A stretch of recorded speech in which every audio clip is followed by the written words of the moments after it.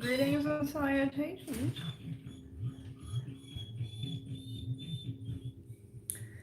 How's everybody doing? I had a minute. Now you stop. Hear him whining because I went live. Stop. Big old meanies on YouTube are not gonna hurt mama.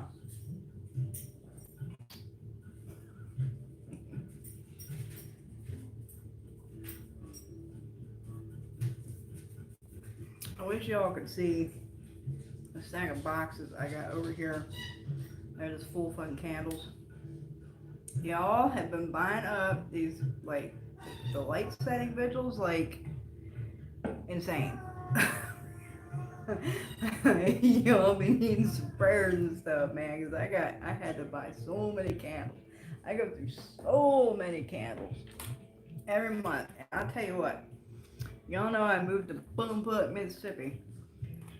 There ain't a Nan Botanica in this entire fucking state. Nan.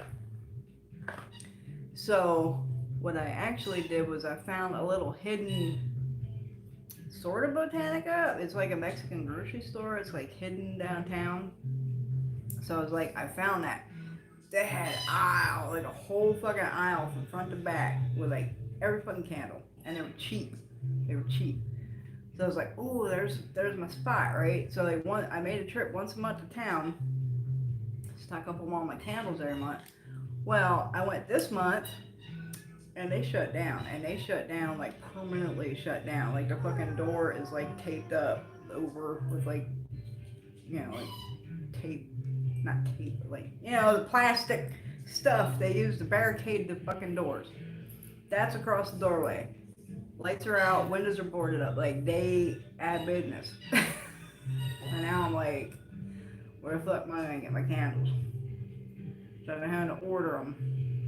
And I got boxes and boxes like stacked up this high over here with just full fucking candles I got unpacked. I've been seeing so much fuckery on Facebook this week. I was like, you know what? We need to do it live. Why?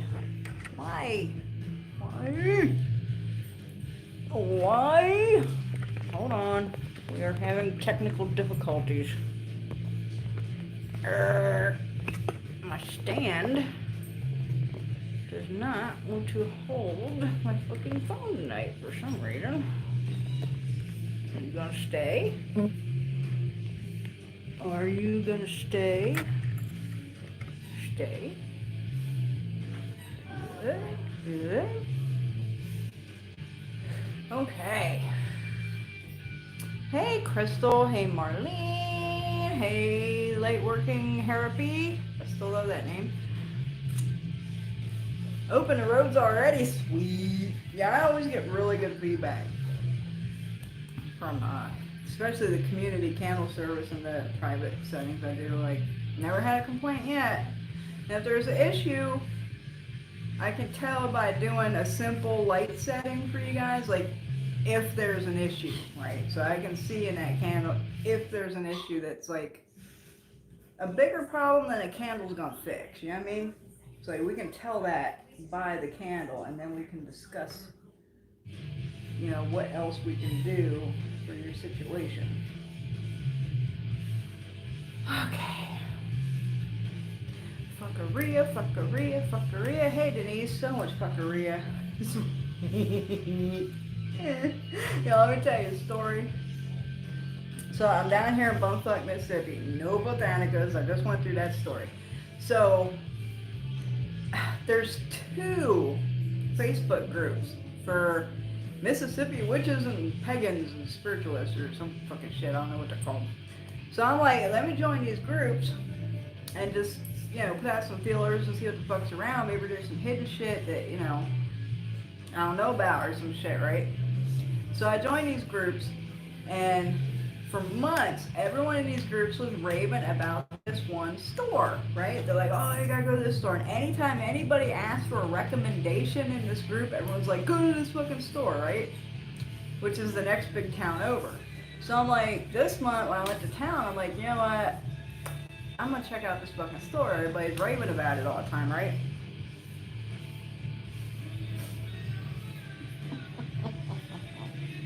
y'all know I'm not supposed to be smoking in the house either. But I need a cigarette for this shit. So I go to the store. And my plan, besides maybe getting some shit I needed, was to go in this store, talk to the owner, and see if they want to carry my products. Because y'all know I already got a tattoo shop here in my town. They already carrying my products, right? So I'm like, maybe this shop that everybody's raving about might carry my fucking products, right? So I'm like, my whole goal was to go in there and speak to the manager, see about, what kind of deal we could work out.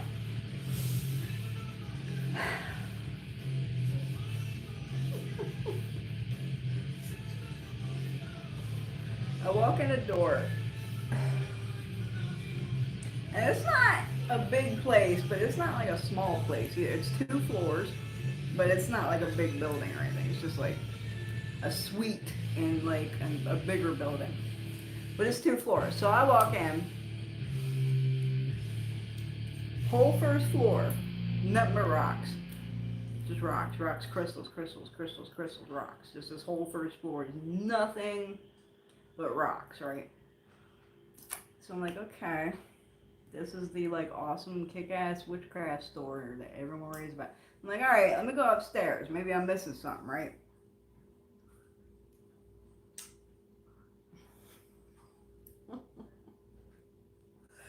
I go upstairs.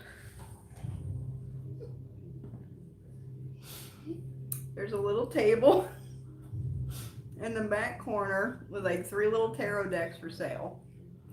There's a little display in the center of the room with incense sticks. And it wasn't even like good incense. It was like that cheap shit you get at hippie marts and stuff. And then there was another little table in this corner that had some smudge sticks. That's it. That was this whole store that everybody's raving about. Is rocks, some incense, and some smudge sticks. I was like, the fuck? I didn't even talk to the owner. I made a beeline for the door, and I was like, she didn't even have a Nan candle in that store. Not a Nan candle in the store. And I'm like, if she ain't got a Nan candle in the store, she's not going to be wanting to carry oils and floor washes and floor water and like all this shit I make and stuff, right? I made a beeline for the door, and I just left thinking, that's what people think witchcraft is. That's it. That's what they think it is. Y'all, I was so disappointed. I didn't have my expectations set real high because it's a witchcraft store in Mississippi. But it was a little higher than that, you know what I'm saying? Anyway, that's just one fuckery that happened this morning. There's quite a few more we'll probably talk about tonight. Hey, Amy. Cigarette, what's a cigarette? You don't see cigarettes. I need one for this though. Need the upgrade. I'm telling you, no candle, not a Nan candle. Not a Nan candle in that whole store. And the kicker. On the first floor in the back corner, there was like a little area that was kind of had like a dividers, right? But it was open, but it was like closed in a little bit. If that makes sense. There was a woman back in that corner doing paintings. Now that's cool, right? That's all right. But this woman had the worst blonde wig on I ever seen in my life. Like it was like 11 from Stranger Things bad. Like it was like the most horrible wig. And it's like she thought it was looking good or something, but it was really bad. And I'm just like,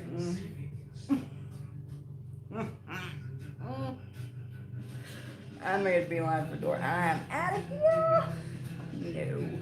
No.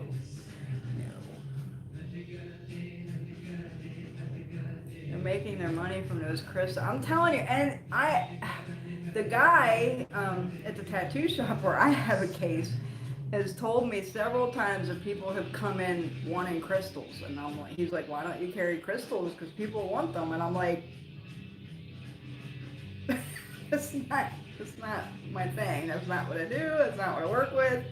Like, if I just put crystals in my case just because people wanted them, I would feel like a complete fucking sellout. Like, I'm not gonna do some shit just to sell some shit or make some money. You know what I mean? Like, I'm staying true to my shit, and I don't care if y'all want crystals.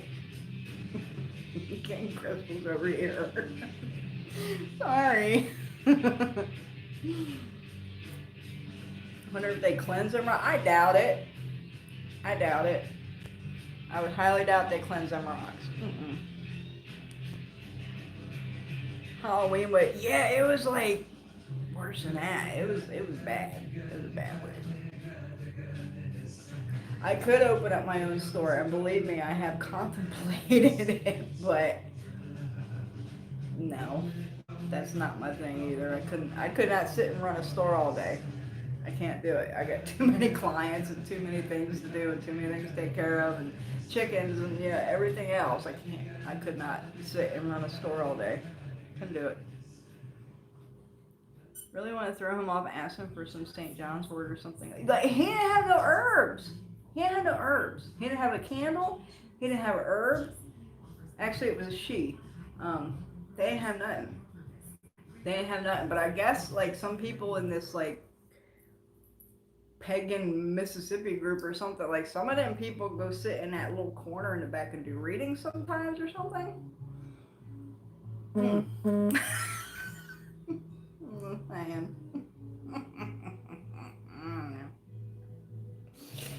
Oh, that was just one fuckery that went on this week. I'm seeing some fucking... Y'all...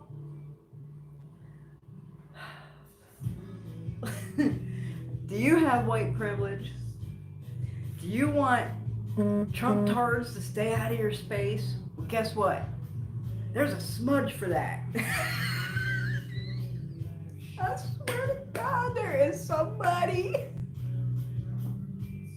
in some pagan groups on Facebook selling smudge sticks for white privilege, and then he got another one to bind Trump tards. Smudge sticks for white privilege and Trump tards. So let's just appropriate some Native American cultural thing that they do to counteract white privilege. Let's do that, dude. And it's a white dude too. I swear I am not making this shit up, y'all. I am not making it up. He making all this crazy shit, and people are encouraging him. Now they're asking him to make a smudge for the Democrats. Because we already got one for Republicans. Y'all, I cannot make this up, I swear to God. I swear to God, I have seen some shit this week.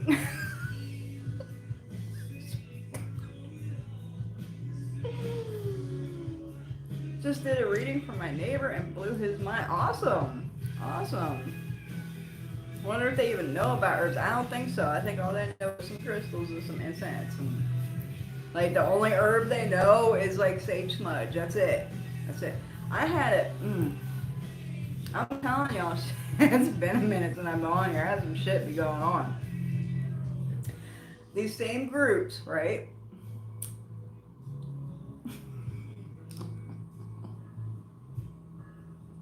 There was another lady. This was in the local Mississippi witch groups or whatever. There's a lady in there who runs the one group, okay? And she puts herself out to be like this mega witch, right? She's like, I'm the professional oldest know-it-all fucking person in Mississippi, right? This is a girl who started this group. So she comes on and she's like, there's some clients that want me to come cleanse their house that they're experiencing knocks in threes. They're getting scratched by some sort of entity, just having like all kinds of crazy shit happen, right? And I automatically, like, I know what that is. And I know how to deal with it. Like, as soon as she started giving symptoms of the condition, like I already kind of pretty much know what the fuck, how to deal with it. So she's like, she's scared. Okay, so she made this post in this group, and she's like, they want me to cleanse their house, and I've never dealt with anything like this before, and I think I'm in over my head. So her post was asking for someone to come help her cleanse this house, right? And all my people in my ear when I'm reading this post, right? And I'm like, all right. So I messaged her and I'm like, because my job's to fucking help people, and obviously these people are, in a really bad situation. So I'm like, where's this place at? She tells me where it's at. It's a 4-hour drive one way. That's an 8-hour round trip, right?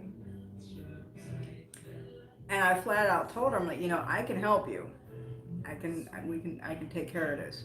Okay, but I'm going to need some compensation. This is an 8-hour round trip, not to mention my time that is going to take to be there to take care of it, because it's going to take house cleansing, people cleansing, like all kind of warding and like all kinds of shit done, right? Protections laid down, and like once we get it out, we got to lay protection so it doesn't come back, and all this shit, right?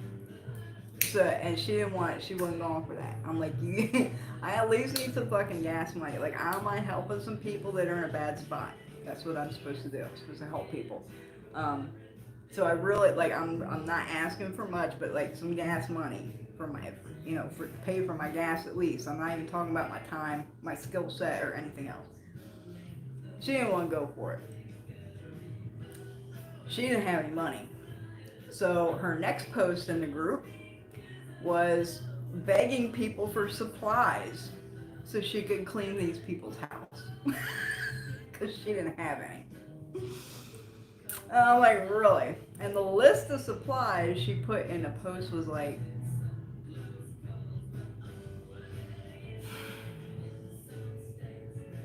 smudge stick was definitely on there.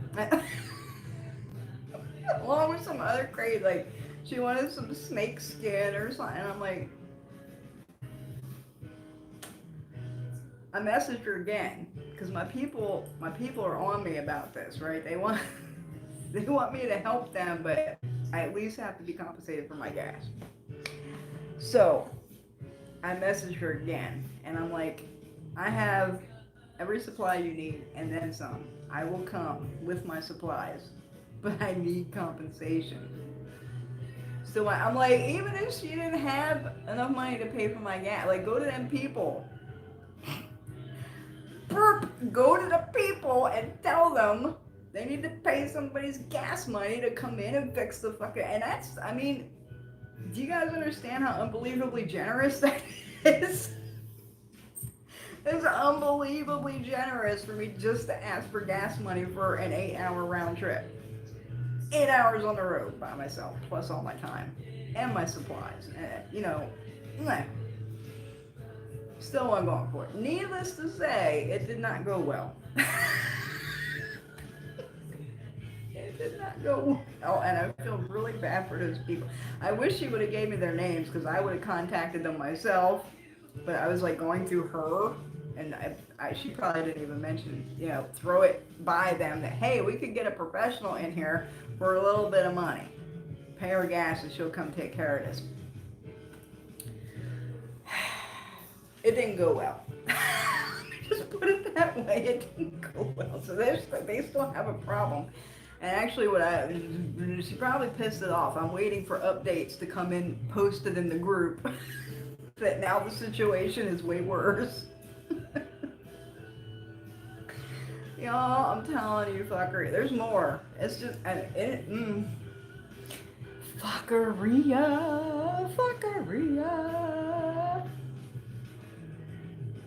Oh, I missed a lot of comments. Hold up, y'all. I'm scrolling back. Never apologize for being white. It sounds like you went into real snowflake stuff, right? I'm telling you. You should go undercover and do a quiet video. Yeah, I'm not gonna do that to somebody.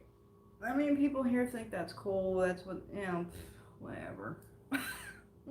People that need me find me. If they want my shit, they come to me.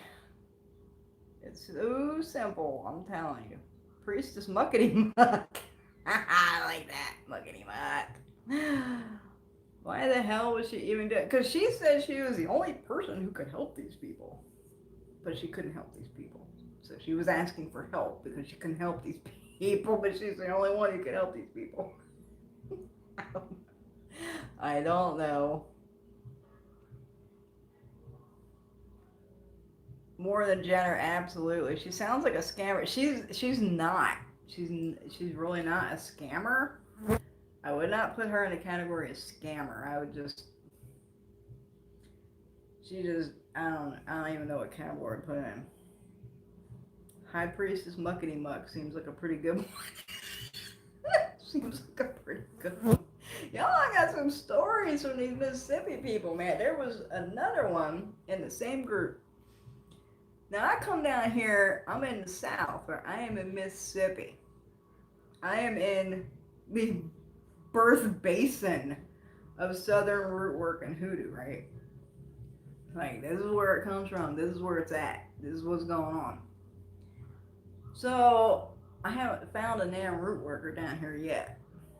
Not damn one. I know why, because there ain't a church over here, and I ain't going to the church. That's where they all at. They over there at the church. But as far as like online or just walking around here, I ain't found a damn root worker down here. There was one person in these groups that was calling themselves a root worker. And I'm like, all right, so I'm just laying back. You know, I get these groups. I'm a voyeur. I just watch what's going on. I was just putting out feelers to see what's up. And the one person who said they was a root worker come up with some post asking for volunteers. They were asking for 4 or 6 volunteers to come to their farm in BFE, Mississippi, and basically like call corners and stand in a circle. And basically what they were asking for was volunteers to be sacrificed for a certain fucking energy, right? Even though they might have known that's what they were asking. Most people didn't understand what they were asking. But I'm like, you better die. I ain't standing around being no fucking sacrifice. Anyway, that's not root work. That is absolutely 100% not root work. This person who is touting herself as a fucking root worker here in Mississippi. And I kindly brought this to her attention that, yeah, that's not root work, honey. And she promptly vacated the group. I don't know if she had everybody in there fooled, like they didn't know what it was, and that's not it, or what went on. That was the only root worker in Mississippi that I've had the pleasure of coming in contact with. She wanted the credit, yeah, I bet you she fucking did. I bet you she fucking did. And people, when she made the post asking people to give her supplies, not buy supplies. She's not like, I need this shit, who has it, let me buy some all you. No, she was like, give me. Give me, because I don't have and I need to go clean this house.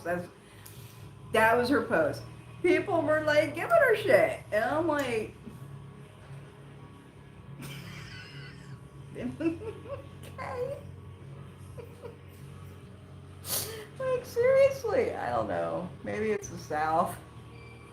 Recommend her to the crystal shop. Girl, I'm willing to bet that's where she comes from or goes there a lot. I'm willing to bet. Blind leading the blind. You got it. Hey, green tea. Inexperience, moron. Okay. Inexperience, probably. Moron, definitely. She should have took my offer. I've been here waiting for you to go live and forgot to update my browser. See you all. You're one of the reasons I'm on here. This Cross Keys is calling off work tomorrow because I'm doing a live tonight. So she's going to stay up all night and watch me and not go to work tomorrow. Oh, Lord, y'all. y'all. I got stories. I'm telling you. You know what aggravates me about social media? I can be the nicest person. Like, literally go out of my way to be nice. Like, literally go out of my way not to be sarcastic, not to say things that would come off wrong or in a particular manner, or you know what I mean? Like, I will very carefully choose the words that I use in a post so I don't come off a certain way, right? Because I can be very blunt, I can be very in your face, I can be very matter of fact, this is how it is, right? I know I can be that way. So I make it a point, especially when I'm answering people's questions, not to come off that way. Earlier today that happened, and I was giving someone some advice on a question that they asked in a group. Very nice advice. Like, I'm like, hey, like, you should seek out a priest for this, of this tradition that you're interested in, and here's some good groups. And I listed like a couple groups, and I'm like, there are priests in these groups, there are elders in these groups, and they could assist you if you're interested in this tradition, right? Like, simple. What did she call me? It wasn't angry. It wasn't argumentative. It was, I don't remember what the fuck she said it was. But it was not nice. It was like a way, and I'm like, how? I'm like, I just gave you really good advice really nicely. Like, how? How? What? Like, why are you even saying that? And then I realized it's because I told her something she didn't want to hear. Basically, the person come back and was like, I had a simple question. I just wanted a simple answer. And I'm like, well, your question might have been simple, but the answer, not so much. Like, you're talking about a religion, a whole tradition. And, like, you want a simple answer?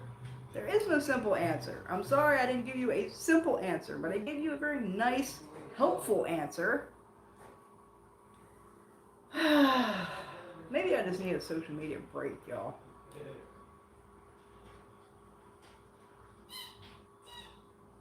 And I'm really not on social media much. I'm not. Ask anybody who messages my page. They're going to sit there with their message unread for like at least half a day, if not almost the whole day. At the end of the day, I go back and I answer any messages that came through that day. But it's going to be a minute. 90% of the time until I get back to you on social media, because I am busy. I am busy. As I said on my last live, these people that come and they're doing lives every day. Some of them are doing 3, 4, 5 lives a day. Like, every day.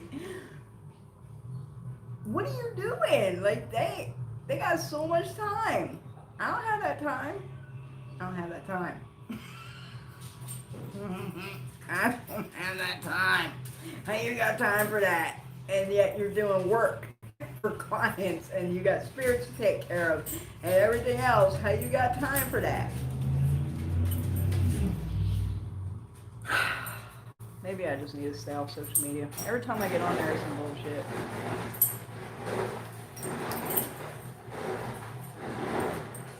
Aggressive. Yes, that's what she called me. Aggressive. I was aggressive. Like, how? How was I aggressive? Like, I literally said nothing aggressive at all. Like, total opposite, but I was aggressive. I'm an angry dwarf. No, I'm a hobbit, god damn it. Hey,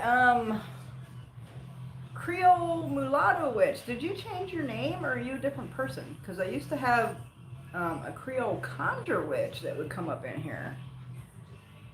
Are you the same person, or are you a different person? Hey, Crystal.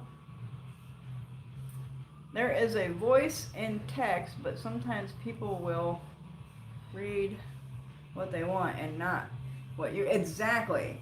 That's exactly my point. I told her something she didn't want to hear. So that made me aggressive somehow. Because, like, when it comes to certain traditions, it's not this Western New Age fuckeria where I can just do whatever I want. There are rules, there are protocols, there are initiations, there's all this stuff, and you can't just do whatever you want. And when someone tells someone they can't do whatever they want, that person is aggressive, apparently. And I didn't even say that.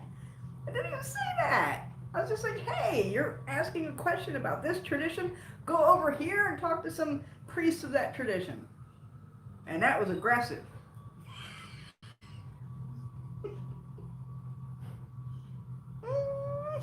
Damned if you do, damned if you don't. I'm telling you. Same person. Okay. I thought the name was pretty similar, so I'm like, yeah, I don't know if you changed your name or not. Okay. I've been rambling for like a half hour. Does anybody have questions? I'm your favorite YouTuber. Oh, most upfront and honest. See, some people don't like that. Like, I'm the kind of person you either love my guts or you hate my ass. Like, some people just, they can't either handle the truth or don't want the truth bluntly and like straightforward. They want it like sugar coated and like whatever. And I don't own a candy factory, so I'm not sugar coating shit. I'm just looking at a candle, y'all. It looks like it is doing something very strange.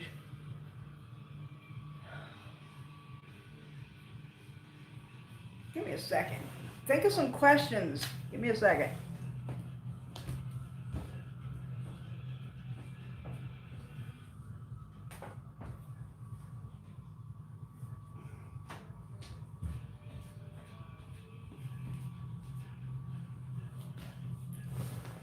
It was just my angle.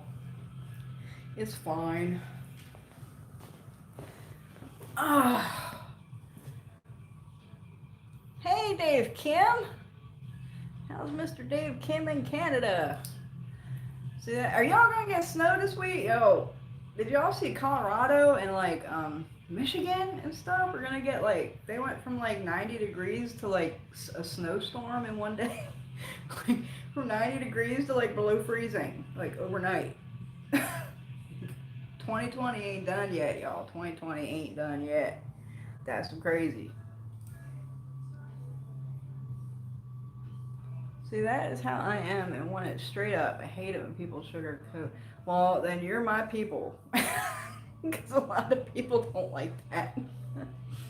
What herb would you say is your powerhouse? Like, just adds power to any mixture. So there are certain herbs that are considered a catalyst that are usually pretty neutral for most situations, so you can kind of just throw it in for an extra boost. One of those herbs would be cinnamon. Now, cinnamon does have very specific purposes that it's good for. It's good for love, it's good for money, but it's also a really strong catalyst because not only is it hot, but it's sweet too at the same time. So cinnamon is a really good catalyst that you can pretty much put in just about anything to give it a kick. Chicory would be another one. Chicory speeds things up. So if y'all don't know what chicory is, it's like they put it in coffee a lot. And there's caffeine in it. It's like yerba mate, same thing, sorta. That gives anything a kick, and it's pretty damn neutral across the board. But it speeds anything up. Good, you can put that chicory in just about goddamn anything. And ginger root would be another catalyst. Also gives it a kick and speeds things up. Yerba mate, I was just talking about that, or yerba mate as some people might pronounce it, is another good one. Again, very neutral, speed things up real good, give it like a boost. Cherry bark can also be used as a catalyst, but I wouldn't use it as a catalyst like across the board. Like I wouldn't use it as like chicory and yerba mate. Cherry root can be a really good catalyst for certain things, but not like everything across the board.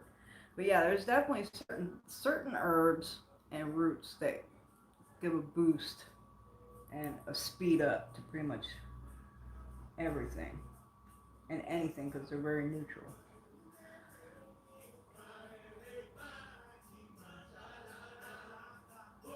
Wish we would. Chance for you to rant opinion on white knights calling out other for appropriate. Yeah, I'm gonna bring that up. That's just a Karen girl. Like Cross Keys is over in like England or Brit UK. Um, so I don't know if she knows what a Karen is. But yeah, so she's having an issue with like white social justice PC people who are calling out other white people for appropriation, yet they are also appropriating things. Those are called Karens, and their male counterparts are called Chads. So we definitely have that. I don't know if you have those over in the UK, but that's definitely a thing in America. Not where I'm at, but they got snow over Labor Day weekend and some. Damn, that's just crazy.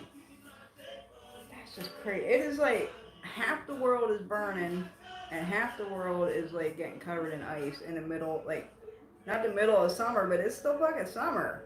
Like it's September. It ain't fall yet. It's still fucking summer technically.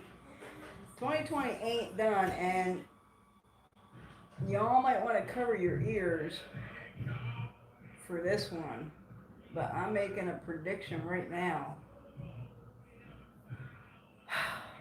And I hate it, but warning people, I think, is better than not warning people. My personal visions that I have seen, 2020 ain't done yet. I think it's going to get way fucking worse. I think this winter is going to be unbelievably bad. And pertaining to the coronavirus and this pandemic. All I'm gonna say is y'all people thought some not having some toilet paper on the store shelves was something to go crazy about. Wait, that was nothing. Personally, I'm stocking up on anything I can stock up on. Anything, if I got some extra money, I'm buying some canned goods, I'm buying some extra water, storing that up. I think this winter is going to be really, really bad. And I also really don't see the Rona going away. I hate to say it, but really any sooner than 2023. Or 2022, I'm sorry. 2022. I think 2021 is going to be a loss too. It might be a little bit more semblance than normal, or it might be way fucking worse than 2020. I don't think we're going to see any semblance of normal until at least 2022, possibly 2023. And I hate putting that shit out there, but y'all gotta know. That's what I'm getting. Take it or leave it. I mean, prepare or don't. I'm just, if I'm warning some people and y'all can be a little bit more prepared, then that's a good thing. I think it's gonna get way worse. It's gonna get way fucking worse.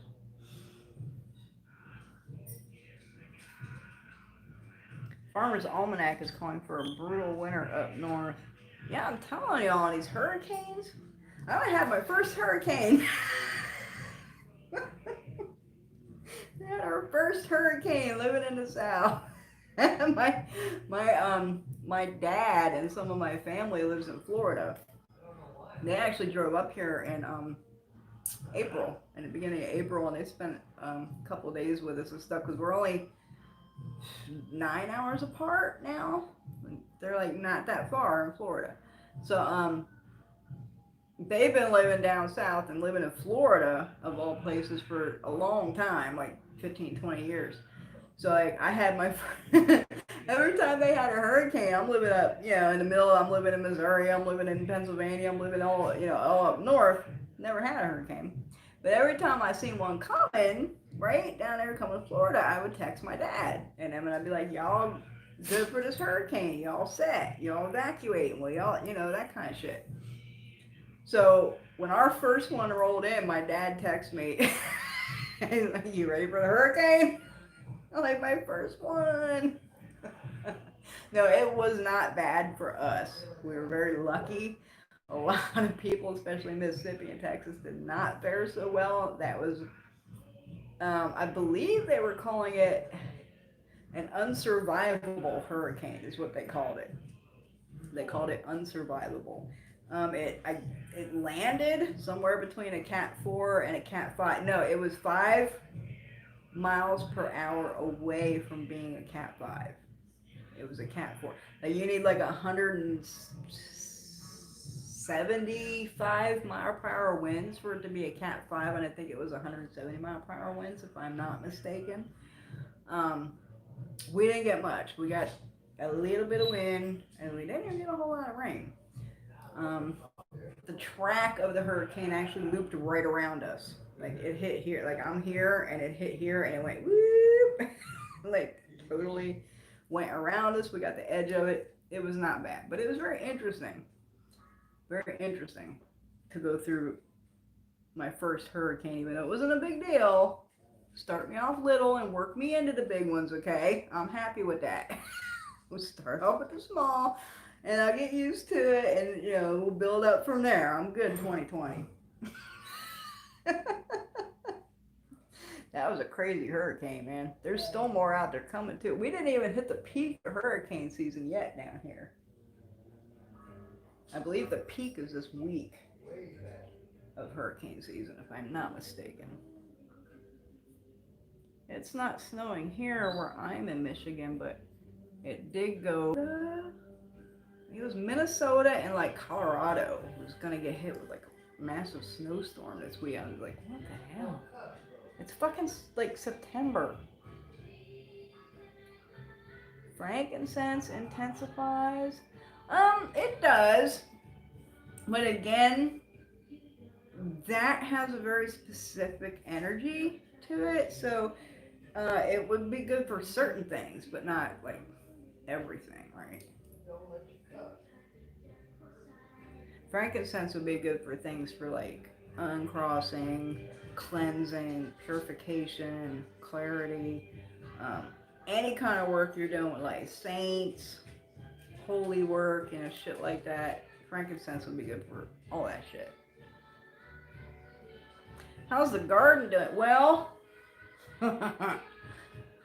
my dog dug up the one garden bed.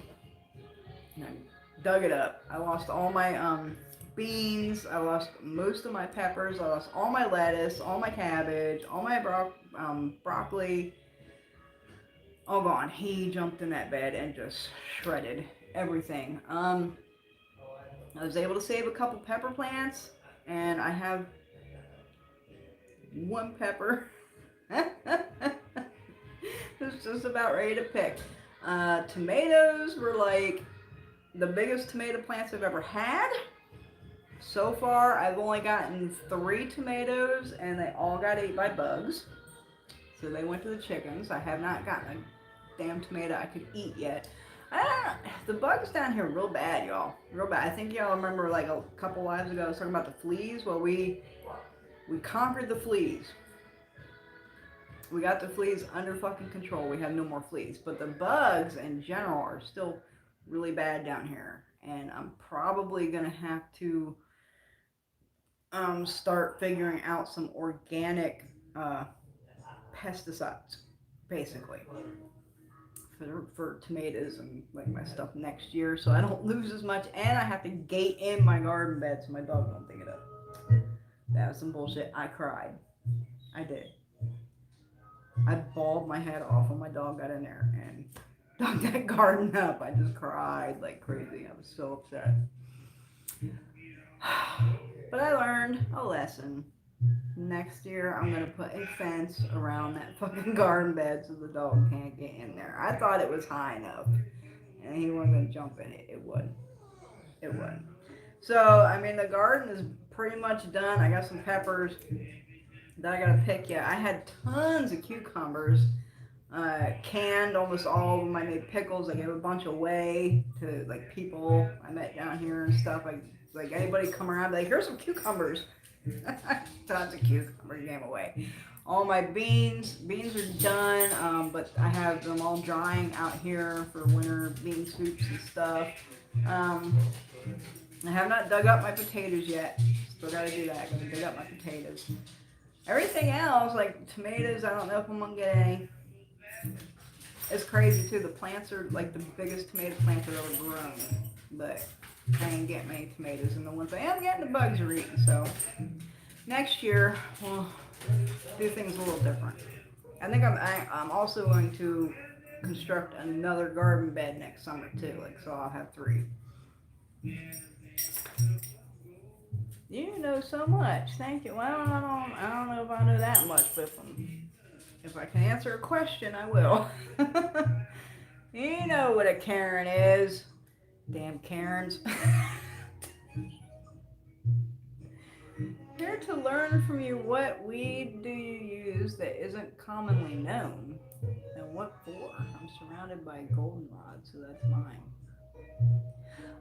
Well, I have discovered a new weed this spring, actually, on my property that I started using a lot because it was growing in massive amounts out here. It's called a lyre sage. Lyre, lyre sage. It's good for all kinds of stuff, and I also found some wild lettuce. Wild lettuce is great for like stomach issues, indigestion, like stuff like that. It's really good, and I got a whole pump of that out here, growing out here. So yeah, those are my new like things I found on the property. I'm also trying to coming up with some good uses for mulberry because I actually have a mulberry tree on my property. Oh, I have an elderberry tree.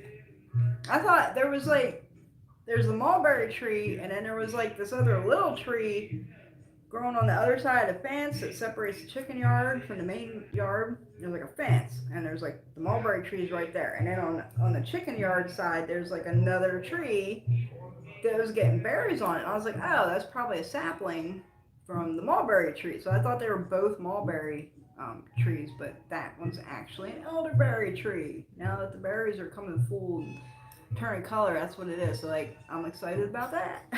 Can't go wrong with some elderberries. Yeah, I discovered all kinds of good stuff down here. Glad I'm layered up on protection. Yeah, you need that, but you need to like stock up on shit too. I have missed your lives and your vibes. Hey Jordan. Farm and fam are thriving. We are. Other than I lost a fucking chicken to a hawk, but yeah. He's my favorite chicken too. He was my favorite chicken. I'm like, you could have took any of these motherfuckers and you had to take that one. That one. My baby. He was my favorite. We had to hawk deter the yard. I had to hang all this shit out there, and it looks like a fucking carnival now, but it's working. I haven't lost a chicken again, knock on wood. And Fluffy Bottoms is a rooster. Fluffy Bottoms is a rooster. I haven't caught him crowing yet, but I hear him. I hear him crowing, but I haven't seen him crow. Damn it, I gotta see him crow. It's really funny because George is so small. You all hear, you see my chicken videos, right? You hear George crowing like crazy. He crows a lot. But it's a really weird crow. And if you're far away from him, like even on the opposite side of the yard, right? He doesn't sound like a rooster. Like, you don't know what the fuck is making that noise. It's just a weird noise, right? Like, you don't know what the hell that is. He doesn't sound like a rooster. Fluffy sounds like a rooster. Like, there ain't no question. That's a rooster. And I'm hoping nobody complains. I didn't get away from George because you didn't know what the fuck was making that noise. You didn't. I wouldn't have guessed that's a rooster. If I heard that noise walking down the street, I wouldn't think that noise was coming from a rooster. So I don't think anybody complained, but Fluffy sounds like a rooster. So no complaints, please. A paramedic, I can definitely say this is not over. I'm telling you, girl. And I hate to fucking say that shit. Y'all don't know, man. I've seen some crazy shit that I hope does not come to pass. Because it's bad. Like, bad. Really bad. Like, y'all ain't seen none. Bad. Had a dream where there was no... That's part of it. Either no meat or the meat is so expensive you can't afford it. You already seen, like, I don't know about y'all, but down here in Mississippi, like, a pound of hamburger is like $17 for a pound of fucking hamburger. Like, it's already starting, but it's gonna be a meat shortage, which is going to exasperate the meat prices. So even if you can get meat, you're gonna be lucky if you're gonna be able to afford some meat. Y'all better start learning how to hunt. Find some hunting spots, learn how to hunt, get some chickens, get some goats. Get fucking ready. I'm telling y'all. I hope it does not come to pass. I really hope it doesn't. I pray every day that this shit does not come to pass, that somehow some miraculous turn of fate happens and we can avoid this really bad part.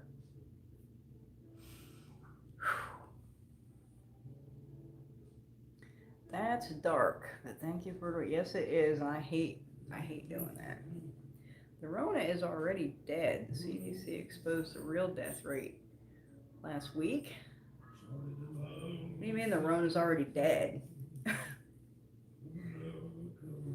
We have like 400 new cases every day. Today was the first day they come on the news and did a big announcement. Today was the first day in Mississippi that we have not had a death from the coronavirus. That we died today from the coronavirus, but we did have almost 300 new cases. Now, mind you, Mississippi's a big state. It is a very big state, but the entire population of this state is only 3 million people. It's a big state with lots of rural, spread out, sparse land, and just little town here or there, one or two big cities, not big city, but cities. 3 million people in this entire state. The city of New York has more people than this entire state has.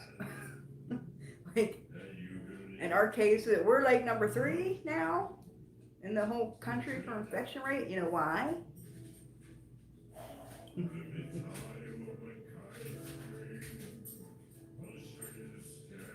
Because it's also the least intelligent state in the entire country. Mississippi and Alabama, they're about tied for illiteracy and least intelligent. So of course they love Trump.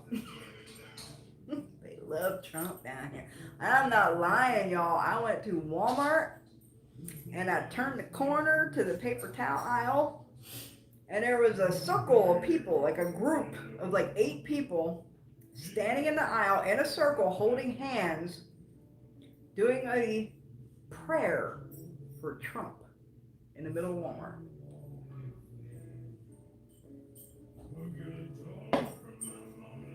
You know, I turned my buggy right around and made a B-turn, right?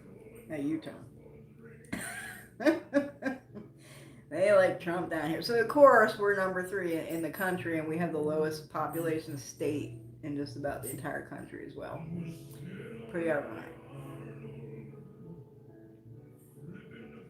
Homeschooling. That sucks. But it's good, too. Like, it's a big change, right? So, I don't think, no matter what happens, even if Rona goes away by next spring or something, which I don't think is going to happen, but let's say it did, I don't think we're ever going to go back to what it was before Rona. I think there are going to be some massive changes that need to happen and are going to happen that are going to become the new normal. You know, you heard that one thrown around a lot. But yeah, it's not good. But homeschooling, I have actually been an advocate for homeschooling for like 20 years. Like, I don't have any kids, so it's probably easier for me to talk out the side of my face about this because I don't have to do it, you know? I'm sure it's probably different too if like you gotta do it. But I think homeschooling is much better for a child than sending them to the government public schools because most of them are shit. And all they do is indoctrinate. And just like if you go into the army, right? You go into the army, you go through boot camp, and they brainwash you and indoctrinate you, and I don't know. The schools pretty much do the same thing with the kids. So I mean, I have been a fan of homeschooling kids for like 20 years before any of this ever fucking happened. Like if I had kids, they'd be homeschooled. Let me just put it that way. But I'm sure it's more difficult if you're actually having to go through it, and even more so if you have to work on top of it. Yeah. Always prepare, absolutely. Whether did I miss one? Okay. Whether the virus exists, it's now a thought form that's powered by millions that causes panic. In my opinion, I don't know about that. I don't really see anybody. Well, I won't say anybody. There's a couple, but very few people panic about the virus. Um, I don't know. Where I'm at, most people don't even take it seriously. They don't believe in it, which is why we're number 3 in the whole fucking country. And a lot of other people, you know, wash your hands, wear your mask, clean some shit, use some disinfectant. I carry a tub of which you can't even fucking get. I found this shit right when the Rona kicked off. I found one of them 4 packs of the Clorox wipes. Like a 4-pack, like 4 tubs of them in a pack. And I bought that shit, and on my last 2 tubs, I keep them in my car. So when I go in and out of stores, I take a wipe with me. I wipe down carts and keypads and touch screens and like anything I'm touching, I wipe it down. When I get out to the car, I grab another one. And I, you know, just disinfect, wear your mask, keep things clean, and I don't think it's something you need to panic about. I don't think most people have a very high risk of dying from it, but the complications from having it are pretty bad. So ask Cross Keys Conjure. She is a Rona survivor. She had it for like 6 weeks because she's a paramedic EMT over there in the UK, and she caught it. So, you got any questions about the Rona? You need to ask her. She's actually the only person I personally know that caught it. Personally, I don't know. You know, I know a lot of third-hand accounts, like, oh, my brother, my aunt, my uncle, you know, I've heard a lot of this, but I don't personally know anyone that's caught it, except Cross Keys Conjure. You're the lucky one. But if anyone's gonna catch it, it'd be her because she's on the fucking front lines. What is the right way to make oils?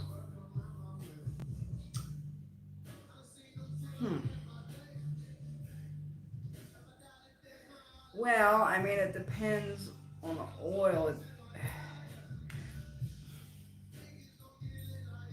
I can't say that there is like an across-the-board method that works for every oil. This is the way you do it. I can't say that because a lot of them, at least personally, when I make oils, they're all made differently, and they all have a different process that they have to go through for a different amount of time. I have some oils like my Bremelin oil. That shit takes 9 months to make. That's why it costs so much. 9 months to make my bromelain oil.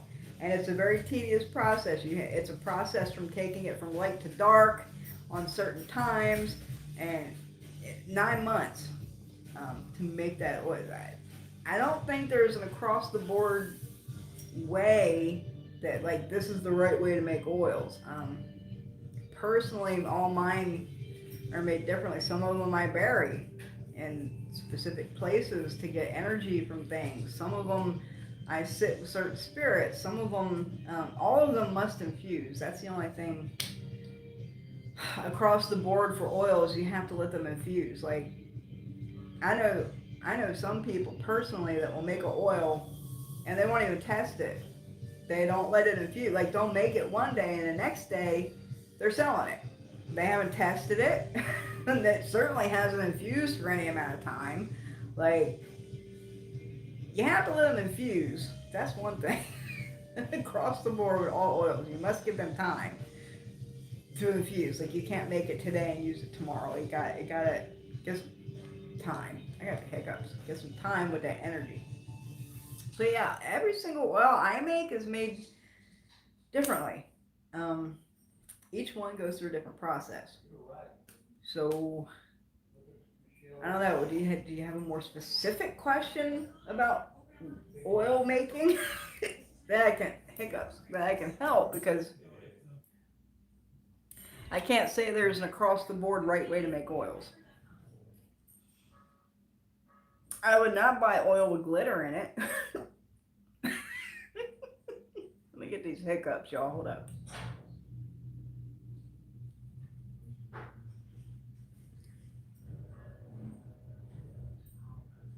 I never get the hiccups.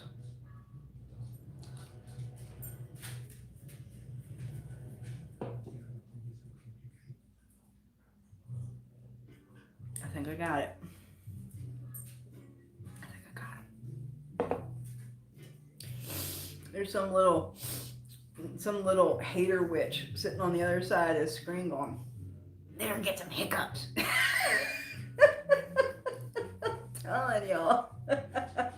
There's someone over there going, I curse her, and I get some hiccups. I'm telling you. Okay, any more questions? Wow, we have like 27 people in here. Every live I do, I get a whole bunch of voyeurs and not a whole lot of people asking questions.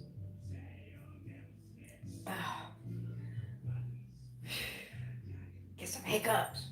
Get some hiccups.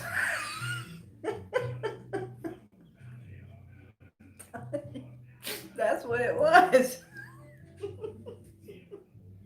Some little haters sitting on the other side of the screen hexing me with some hiccups, man, I'm telling you. Does nobody have any more questions? Wow. 20, 20, 27. 27 people. Questions. Got a lot of voyeurs around here.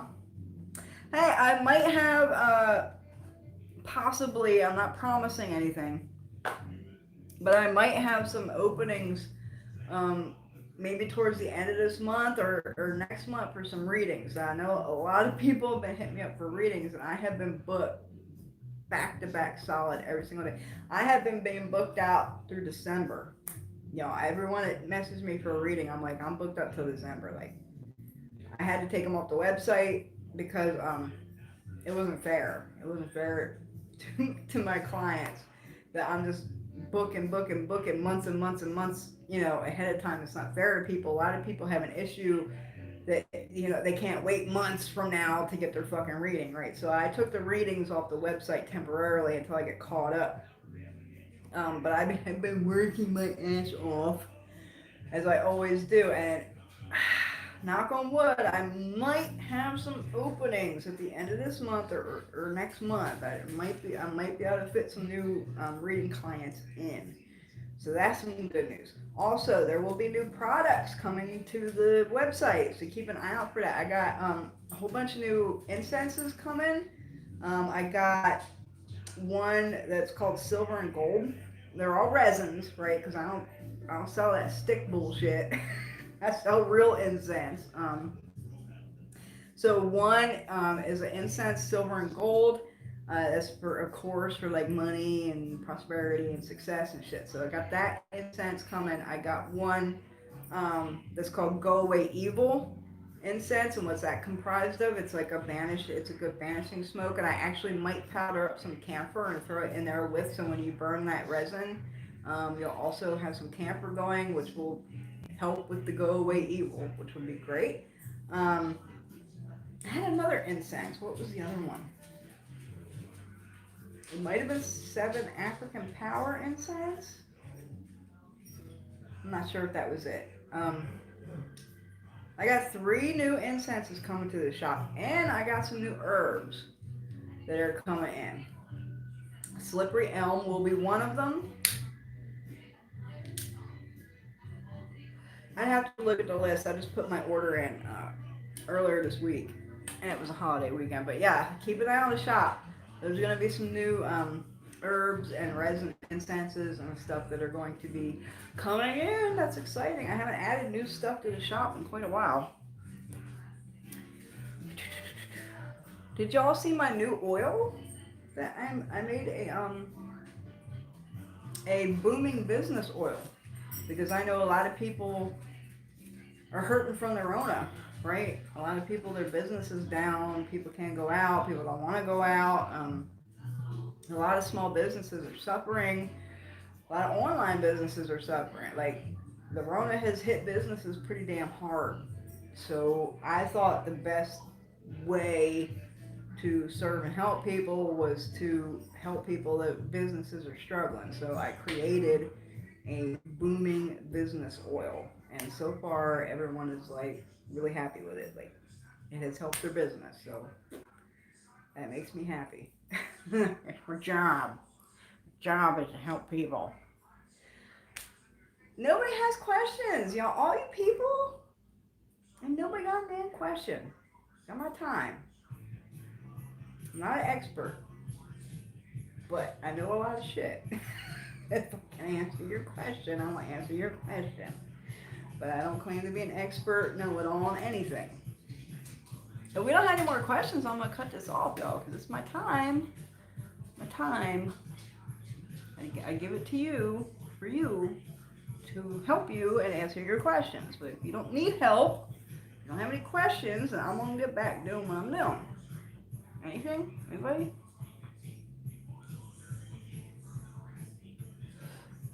A lot of haters coming out the woodwork this week, man. People be hating. On the Facebook page, I made a post that was like, you can walk on water and your haters will say it's because you can't swim. That's a good one. People just be hating. Hating. What is it? I think it's the 2020, man. There's so much hatred out there and violence and just confusion. Everybody is angry and I don't know, man. But it ain't done yet. 2020 ain't done yet. Y'all, it ain't done yet. It is getting hot as fuck in here. Somebody getting rowdy. Somebody is getting rowdy. It's getting hot in here. If y'all don't know, this is my spirit room. This is my temple room. I got 90% of my people's in this room. The only people that aren't in here are my ancestors. And they were in here, but they wanted to be moved. I had to put them in the living room. Wherever I've lived, they like, number one, to be where everybody is, where I spend my majority of the time, where anybody else is coming or not. They like to watch the front door, who's coming in, who's going out, what energy, whatever's going on, and they like to be around the action. So I had to move all their shit out there to live in. They're the only ones that aren't in here. It's getting hot in this room right now. It is getting hot.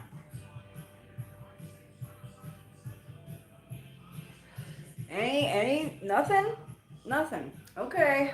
Well, Saturday is our monthly community service for prosperity. Is this Saturday? The road opener was last week. I've seen a couple people commenting that they've had already have seen movement from that road opener that they were involved in. I don't know, y'all. Oh, y'all be talking. I've only been here an hour. Usually I'm here for like 3 hours answering questions. Ain't nobody got nothing?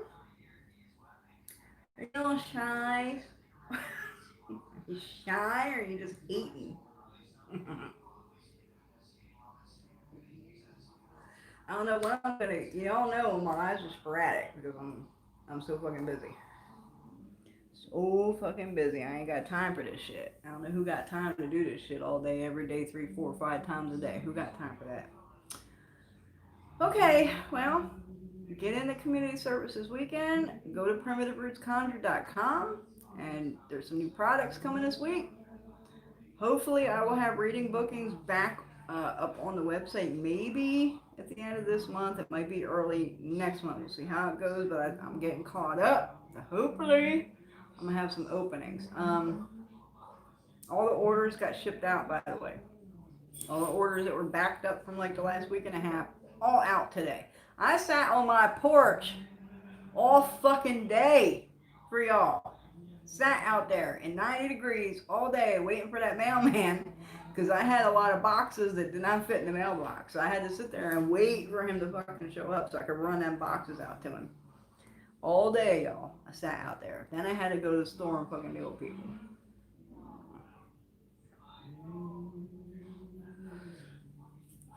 Okay, well, don't cancel Halloween either. Halloween is not government regulated. Turn on your fucking porch light and give some candy to them kids. I don't care if you gotta throw it through the fucking window. Give some candy to these kids out here. Don't cancel Halloween. It's gonna be a full moon too. Do you know how rare it is? And it's on a Saturday. Halloween is on a Saturday this year, and it's a full moon. You know how fucking rare that is, 2020? Don't cancel Halloween. I don't care. Wear a mask. The kids are gonna be wearing masks, obviously. Wear a mask, wear some gloves, and throw some fucking candy out your window or something. Don't cancel Halloween. When I was a kid, that was my thing I looked forward to every fucking year was Halloween. It still is in some ways. Um, Actually, in a lot of ways. But when I was a kid, that was my shit. I would have been utterly, utterly, utterly heartbroken. My comments are glitching. Let me see. Someone just private messaged me and said my comments are glitching. Oh, hold on. I'm sitting here thinking nobody's talking. Holy shit. Holy shit. Hold on, hold on. Thank you for the private message, girl. Holy Jesus. Okay, so y'all was talking. I missed a lot of shit. Okay. Okay, I'm back to the right way to make oils. That's where I left off. Be careful with wild lettuce. Too much. You be flying high. Yeah, just a little bit. Like little and like a tea tincture for upset stomach works really good. Any advice on starting a spiritual business is selling candle oils and ritual hire. You better make sure you're ready. That's my advice. You better make sure you're ready and you better make sure you know your shit because there's too many out here that are just, one day they wake up and go, I'm a witch now, and open a business and start selling herbs and readings and have no fucking clue what they're doing and they're harming people. They're harming people. Do you know how many people I got fix that go to fuck up workers? Make sure you're ready. Make sure you know your shit. Um, I, y'all know me. I was born this way. I've been doing this shit since I was 9 years old. I have been raised in Pow-wow traditions and stuff. And even I was hesitant to just come out publicly and start selling products and doing readings for people. Like, I would do it if somebody came to me that knew what I did, but I wasn't public about it. You know what I mean? I contemplated on that for a good 4 or 5 years and perfecting oil recipes and like all that shit and studying divination and learning how to do it before I came out public. Because when you are a spiritual worker and you're publicly offering products, you're publicly offering readings, those people are trusting you to fix their shit. They're trusting you to solve their problems and help them with their issues and fix their shit for them. That is a very large responsibility. It is a very big burden to carry. I actually don't understand why people even want to be doing that, other than they want some money. I know why I do it is because my people make me do it. I didn't have a choice. Like, I had to get off my ass and fucking help people. But other than that, other than money, I wouldn't want this burden. I wouldn't want this responsibility. Um, but it's mine to fucking bear. You know what I mean? But yeah, just make sure you're ready. Make sure you're ready. And I'm gonna tell you something else. You want to know the most fucked up shit on the planet? Peek a Rootworker's inbox once. We get the most insane, fucked up shit coming at us, and we gotta fix our shit. Like, make sure you're ready. Make sure you're ready. How do I make proper hoodoo oils? So, that's still not specific enough. That's still not specific enough. I'm not gonna give out no oil formularies on live if that's what you're hoping for. I don't give my shit away. Yeah, no, I don't give out specific things. Y'all know that. Y'all know me. Hey Joyce, the Facebook has some definite fuckery going on. My granddaughter has been harassed to no end there. My lord, it's just, there's so much shit going on right now. People are just so angry. Oh, I'm so jealous. I'd love an elderberry tree. Yeah, I was so happy when I discovered that that's what that was. I was like, oh boy. Hey Gypsy. Love my furniture. You say it every time. Live in Mississippi. How do I like it here? I personally, I love it here. It was a bit of a culture shock when I first moved down here because of the racism. It was just like in your fucking face. Well, I've been here almost a year. It'd be a year next month since I moved down here. And I'm still not, I wouldn't say I'm used to it. I don't think you'd ever get used to something like that. But in a way, it's getting better, at least on the surface it appears to be. I mean, like they have removed the state flag that had the rebel flag as part of the state flag. It was like the corner of it. It was the Confederate fucking flag. They removed that. And this November we get to vote on a new state flag without the fucking Confederate battle flag on it. So it looks like there's some progress being made. On our local news, there's a lot of talk about Mississippi becoming more progressive and dealing with the racial issues down here. And it appears that things might be going in a better direction, but when I first moved down here, it was a big culture shock. Other than that part, I love it. It's humid as fuck. I ain't gonna lie. You're gonna swamp ass on the daily. It looks like I'm humid. But it's beautiful. It's very lush, very green. It's like living in a tropical forest down here. It's very hot, it's very humid, it's very lush, it's very green. The energy down here is amazeballs in most places. Some places it'll knock you on your ass. I'm gonna tell you something. When we come down here house hunting all last year, we come down twice house hunting for like a week each time. I had a new phenomenon happen to me while we were house hunting down here in Mississippi. My right ear would burn. Like out of nowhere, it would be like somebody had a lighter on my ear. Like it was so burning really bad. And that was a new phenomenon that I have experienced since coming down here. Um, I've kind of come to the terms that that's my spirits being like either be on guard or there's like not some good energy in this place where I'm at. Because it still happens once in a while when I go certain places. My right ear will burn on fire. My people are telling me some shit, you know what I mean? But yeah, the energy is is is very powerful, but it's also there's parts of it that are very sad. There's parts that are very heavy. Um, I think I don't know. I don't know how racist people live down here. They must not have any connection with spirit like at all because some of the energy is pretty funky. Like because you have a lot of fucked up shit that went on down here.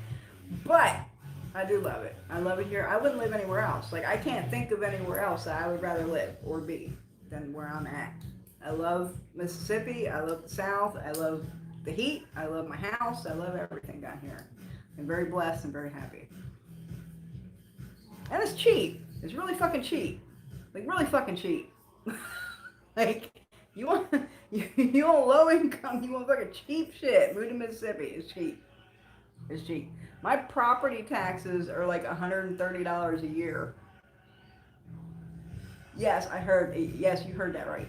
$130 like a year for property taxes. That's fucking unheard of. Yeah. Public schools preach agendas at the kids. They don't actually give kids life skills, and many of them don't even plan to go. Exactly. Exactly. That's why I like the homeschooling. Is there a right way to write a petition? Lots of difference in the way people do this. So, I think it really depends on what you're writing the petition for, on how you're going to write it. But one thing is pretty much a staple, pretty much across the board with any petition. When you're writing a petition, you usually want to use brown paper. So like I always save my brown paper bags from like the liquor store or whatever. Brown paper, and you never want it to have any straight cut machined edges. So you want to rip the paper off in an uneven square or circle. You don't want any straight, even cut, machine cut edges on your petition. That's the way I've always been taught. That's kind of the old Southern Rootwork, way of writing a petition. Other than that, it really depends on what you're writing a petition for. Like, people do it in different ways. Usually, if it's something that you want to get rid of, or banish, or, you want to hex somebody, or something like that, it's usually a cross petition. So, like, you would write the person's name and what you want to happen, and then you would cross, go this way over it with your intent and your goal in the petition. You would cross the person, right? So that's crossing someone. Does that make sense? I don't think there's like a set way to write a petition. Like there's no right way to do it. I don't think that's the case. 2 of my co-workers died. I was in the same hospital room and watched them pass it. Oh my God, girl, you didn't tell me that. You didn't tell me that. That's fucked up. I'm sorry. Damn, girl. Girl had the Rona, I'm telling you. Y'all out here saying it's fake and bullshit. I've been trying to make my own hoodoo oils. Okay.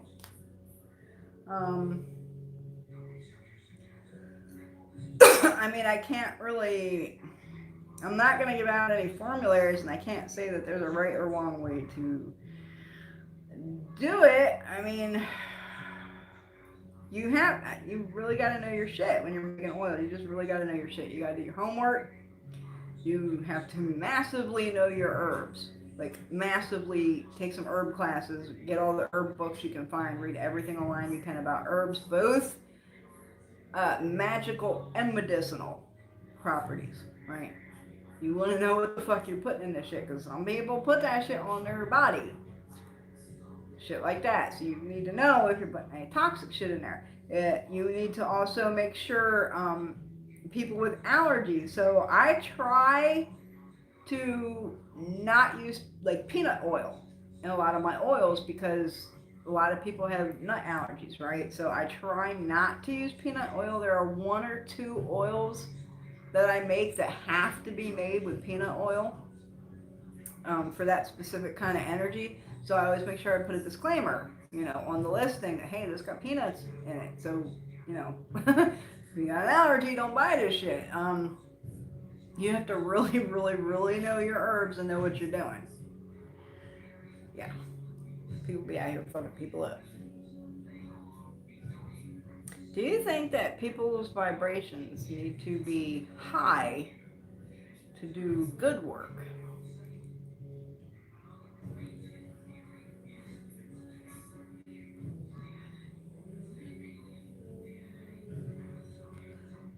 I mean, it depends on your context of good. Are you talking about good work as in, like, let's use a term, like holy work? Like, I do the good work. Or, like, Glinda the good witch. Or, or good work as in that shit fucking works good. I don't know how to take that one. Do they have to have a high vibration to do good work? So obviously, if you're talking about that's good work, the shit works. No, don't have to have a high vibration to do good work that works good. I've seen a lot of people that vibrate low as a motherfucker that can fuck some shit up. Uh, yeah. I mean, there's such things, chaos magic and left hand path and all that shit. You don't have to be vibrating high to get some shit done. In fact, a lot of shit gets done vibrating low.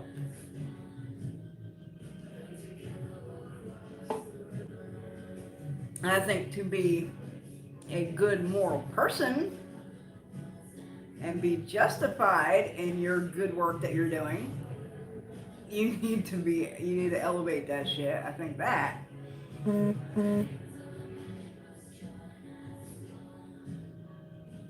Is there a right way to write a petition? Okay, so enjoy life chats. Well, welcome, Shannon.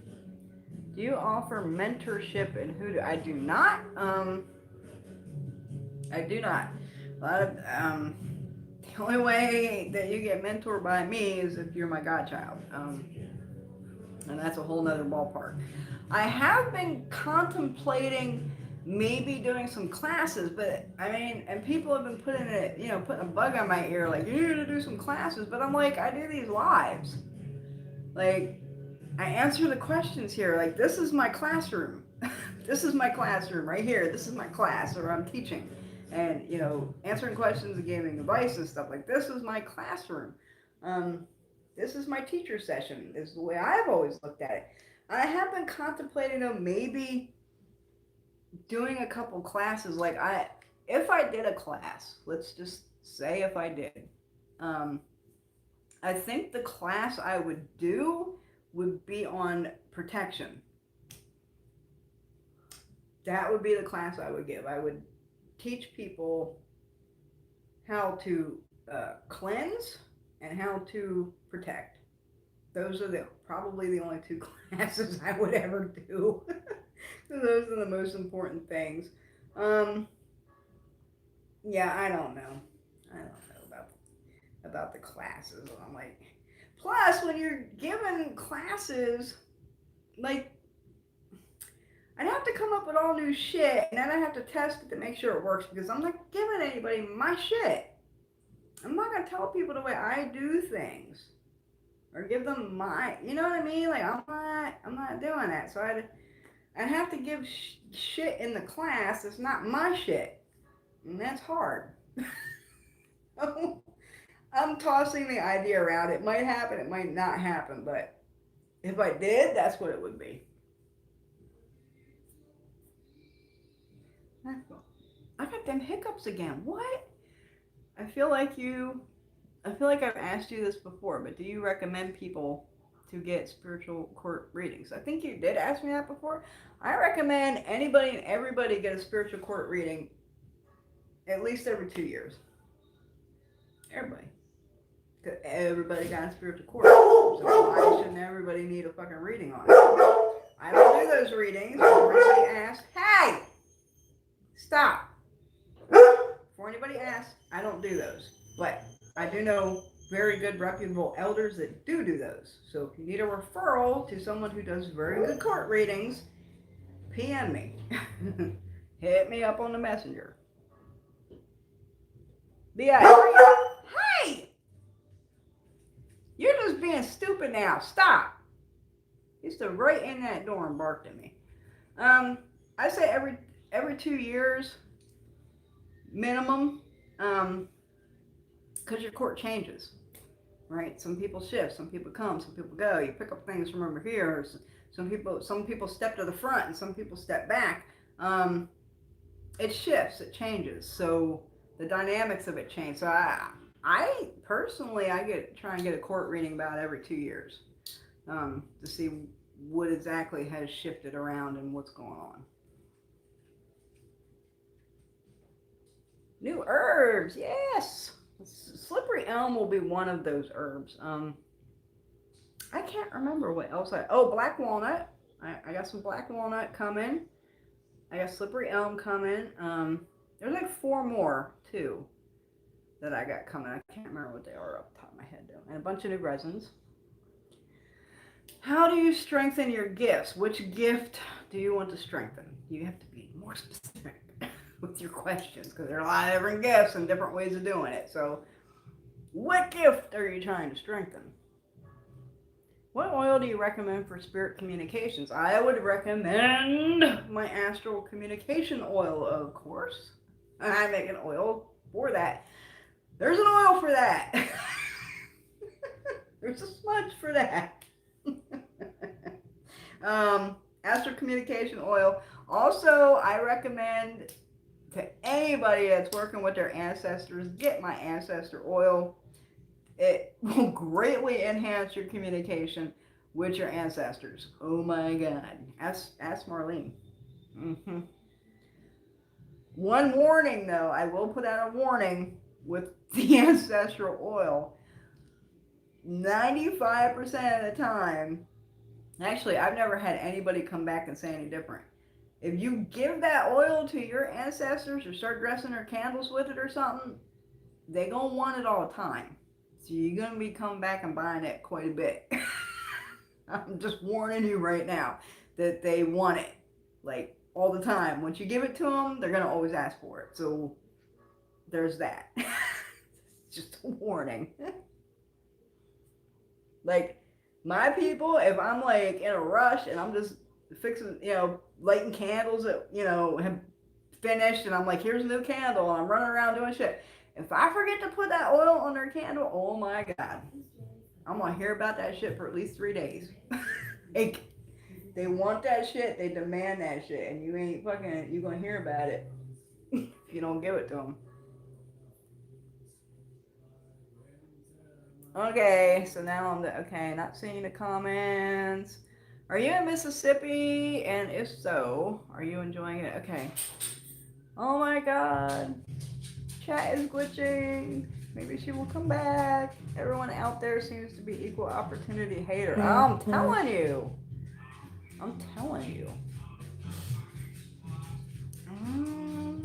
Tukawaka's driving. Tukawaka went out to the desert for Labor Day weekend. She spent the whole weekend out there. She built I don't know what to call it, like a little travel camper out of a horse trailer. It's really nice. She like put stencils on the walls and painted it and did the floor and put a little bed and a little sink and a little stove in there, and it's like a little horse trailer. She just tows behind her thing and she goes out and camps in it. She went to the desert for the weekend, and she's driving home now.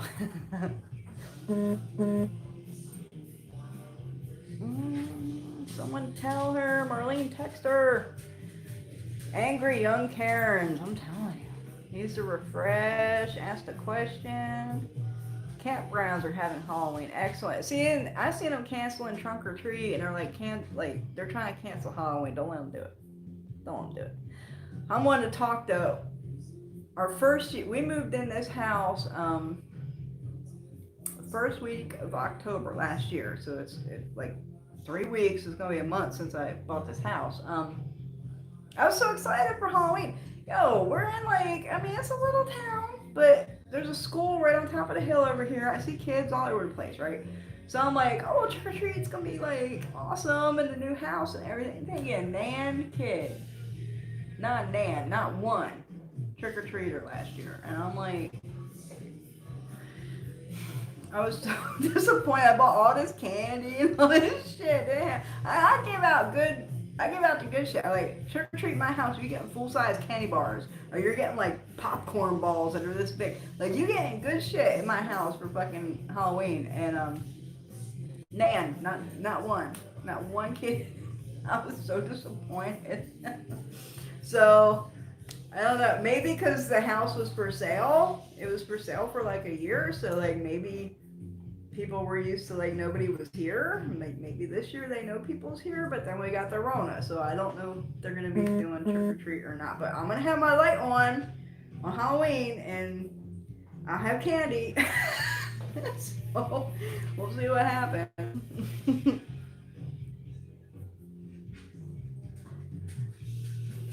Oh, I'm a witch now. I be the witch of the wood. Feel drawn to help people.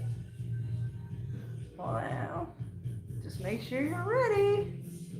How are the property taxes down there? See, I answered that question before I even read it. Look at that shit. $130 a year for property tax. Yes, ma'am. Yes, ma'am. Yes, ma'am. How much do I have acreage? I have about an acre. It's a smidge less than an acre. Yeah, I have a nice sized property, and my house is 3,100, 3,100 to 3,200 square feet. My house is massive. My yard is a decent fucking size. $130 a year property taxes. Yes, ma'am. And there's no car inspection down here. No car inspection. None. You should see the jalopies running around down here. So you don't gotta pay, worry about all that car shit. You're supposed to, you do gotta have insurance on your car if you're gonna drive around. You gotta have insurance. But other than that, nothing. I had to, we had to switch our tags over in December to Mississippi tags to file for homestead for the property taxes, which brought it down. So it was $130. So it wasn't much more than that, but it helped some. But yeah, it's car stuff is super cheap. Property taxes are super cheap. Everything down here is super fucking cheap. The only thing I pay a lot of money for is the electric bill. Cause it's motherfucking hot. It's motherfucking hot. That shit is running all the time hot. The electric bill's a little high, but what you gonna do? It's hot. That shit works good. Okay, so I answered that properly. Need to keep your energy up no matter what. I don't mean keeping it high, but you need a strong energy field. That's true. It does need to be strong. One of the hardest things about root work is finding good information on herbs. Are there reputable classes out there? Ask Tuko Waka about the herb classes. That's all she does. She just takes herb classes. All the time. She's constantly signing up for a new one. She would definitely be able to point you in a direction of a good reputable herb class to join up in. Trust me, I'm taking notes on the live. Oh, that's awesome. Thank you, Kim. I'd buy a protection class. Yeah, let's see if I'm really contemplating doing a class on protection and cleansing. like specifically going over the herbs for such things. So see that when it comes for cleansing, yes, okay. Protection, we do use quite a few herbs, but there's a lot of other stuff we use that is not herbs, right? So like classic red brick dust, iron stuff is excellent for protection. I mean, there's like all kinds of different things, and like I think I could build a class on that, maybe without giving away too many of my personal things I do. And it's still fucking hot as fucking here. What the hell? It is hot. I love how you say you need to put the work in and do your research. Well, yeah, girl, are you new here? Is Kim new here? I've been saying that shit for 4 years on YouTube. Do your fucking research. Go down, scroll down my channel to the beginning. I think my first 3, 4, 5 videos were on do your fucking research. You must be new here. Hey, Root Dr. Blackbird. Is it true that ancestor oil is excellent? Oh, see, Crystal got some too. Y'all can testify. What is the best protection thing you have on your front door that keeps spirits out of your house? See, I can't.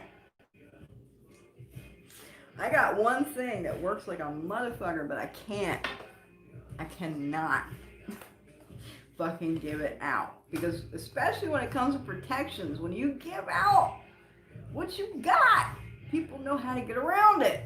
You know what I'm saying? I got one thing that is pretty much fail-proof, but I can't give it out. I've given it to a couple people, low-key friends, personal friends, that I know very well. That ain't gonna be trying to get around my shit, you know what I mean? I can't give that out at all. So let me think of something else you can put on your front door. So red brick dust mixed with sea salt. Powder that brick up, put sea salt in there, and put that in front of your doorways. Enemies cannot cross that.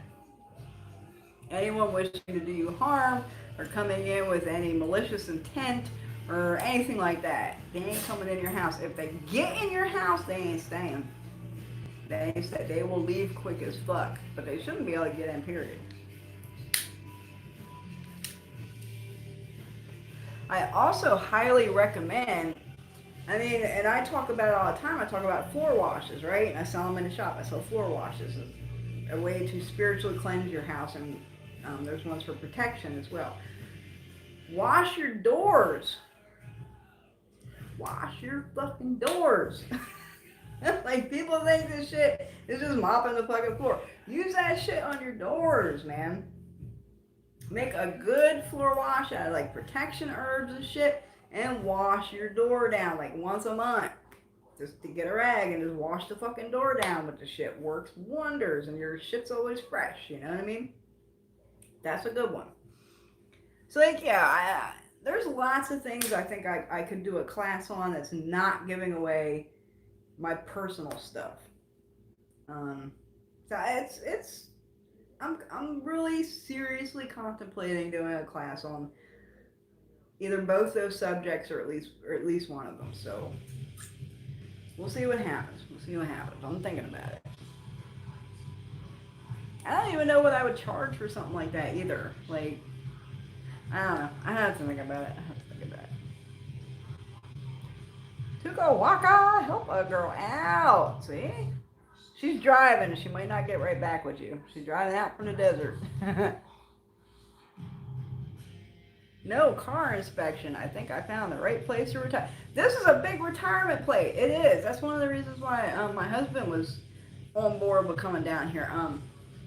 This is really booming for retirees. I mean, more so towards the Gulf areas, like Gulfport, Biloxi, and those places that are on the Gulf are like big retirement centers, right? Like I didn't want on the Gulf because, while I would love to be that close to the ocean, I ain't want them fucking hurricanes, right? So I don't want that.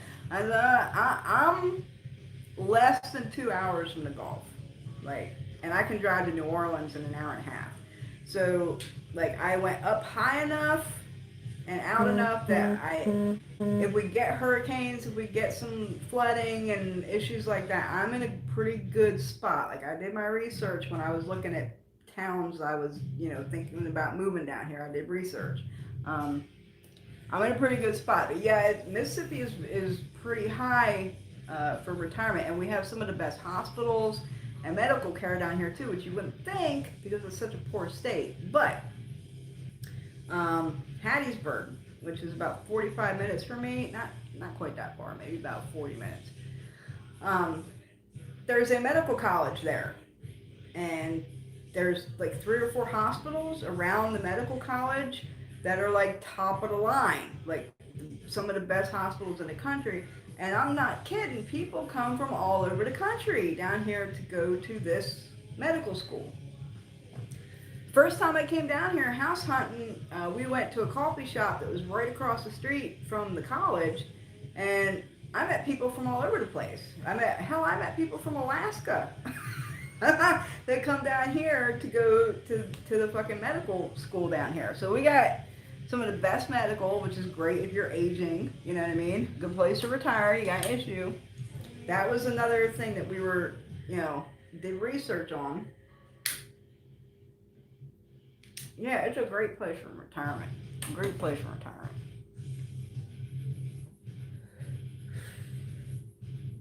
I remember you talking about a guy that would come. The only thing, wait a minute, before I read that question, the only really big drawback that I have found since coming to Mississippi is property insurance. Now the property taxes are really fucking low, like ridiculously low. Like you ain't gonna find them that cheap anywhere in this country. But the insurance, homeowners insurance, that one's gonna get you. That one's gonna get you because there's so many. We got tornadoes, we got hurricanes, we got floods. I mean, even if you're in an area that's not prone to those things, you're still in Mississippi. So it's like a possibility. So homeowners insurance is pretty fucking high. Like the cheapest homeowners insurance I found was like $300 a month, and that's cheap. The cheapest one. Like average is like somewhere between $400 and $500 a month for property insurance.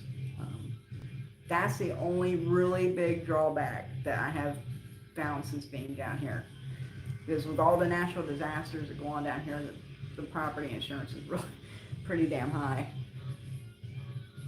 Okay, I remember you talking about a guy that would come to hang out with you, and he felt a lift off his shoulders and felt better when he was at your house, but only when he was at, yeah, that's Donnie.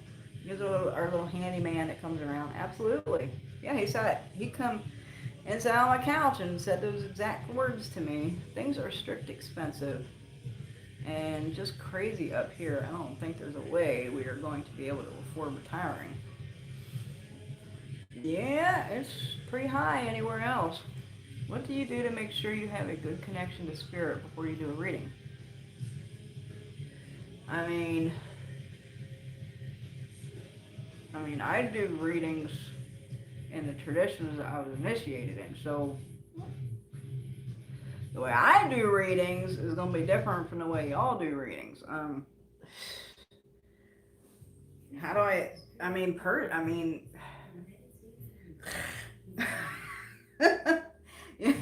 there's a way that I wake up the tradition spirits that I'm doing a reading with. There's a specific protocol on how we go about doing this, and that wakes them up, and we tell them we're going to do this reading, and we're on it. Like, the way I do it is going to be different from the way y'all are going to do it. Like, how would you establish a good connection before you do a reading if you're not in a tradition? Is probably a better question. I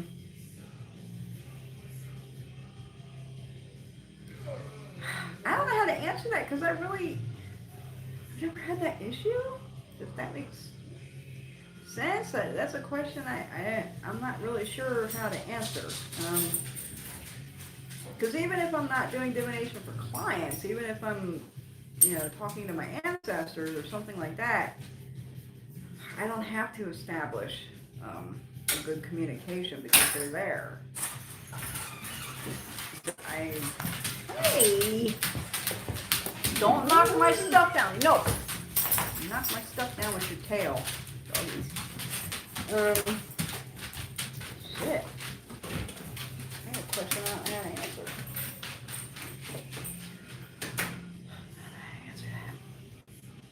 Ways to establish good communication with spirit. I can answer that. Sit down, shut the fuck up, and listen. That's how you establish good communication with spirit. Shut up, sit down, listen. My elder told me, so I'm telling you. Y'all think I'm aggressive and harsh.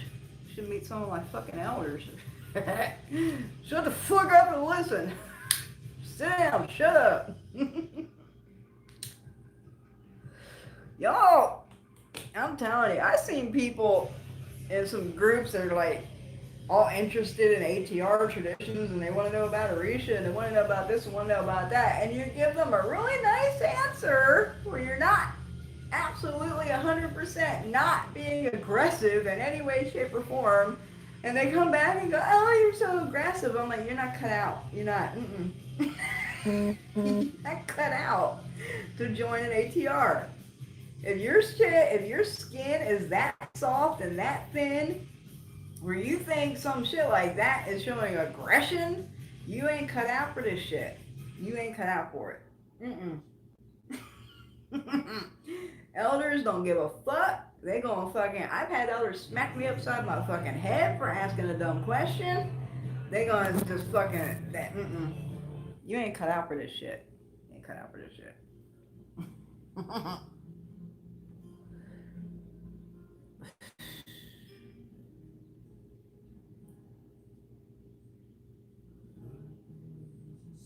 Red brick dust, sea salt, and your own urine mixed into paste. Scrub it around the door frame. There you go. That's another good one.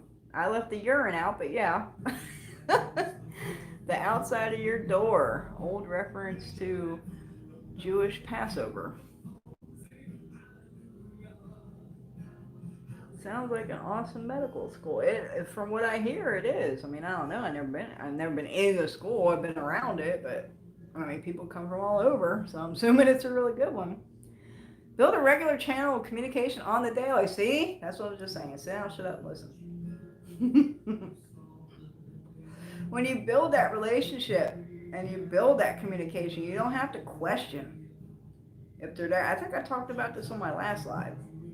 There's a massive difference between believing in a thing and knowing a thing. There's a massive, massive, massive difference. I don't have belief. I know. There's a big fucking difference. Yeah, when you build constantly every day, after years and years and years, you build that relationship, you build that communication. You don't have to question and say, I need to make a good connection. The connection's there. And that's what I'm saying. I don't know how to answer that question because I don't have to build a connection to do a reading. Like, it's there. I just gotta wake some shit up. Like, wake up, time to get to work. You know what I mean? What are my dogs getting in out there? I see y'all sticking your noses and everything. You stay out of my dead things. I know. It smells good to you guys. Go on, get it. Okay. I've been seeing little things since I tried the eyebrow. There you go. There you go. There you go. Be glad you had it. Didn't like come in a big bang. Little thing. It's always better to start with the little build up into bigger things. Like, it's quite a shock to the system when something big happens and you're not ready for it or haven't experienced, or, you know what I mean? Like, be thankful for the little build up. That's a blessing. It's a blessing. I love your straightforwardness, and I don't have to guess what you mean. It doesn't come off like you're being mean, just honest. Yeah, I know, but some people are sensitive. Well, thank you, Lightworking Therapy. I wasn't sure if you did any rituals beforehand. I mean, I do, but that's my tradition shit. You know, we gotta say, we gotta sing mambos, and we gotta do cantos and licencia, and we gotta do all this shit to wake our people up. But that's it. You gotta do this thing, wake them up, and you're good to go. I understand it's different for everyone, though. I used a little bit. I was scared to use more. I'm gonna do it. Well, that's smart. That's smart. Start out small, because you don't want that big fucking revelation.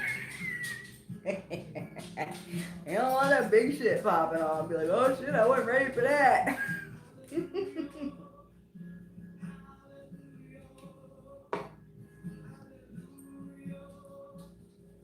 Hello, LD.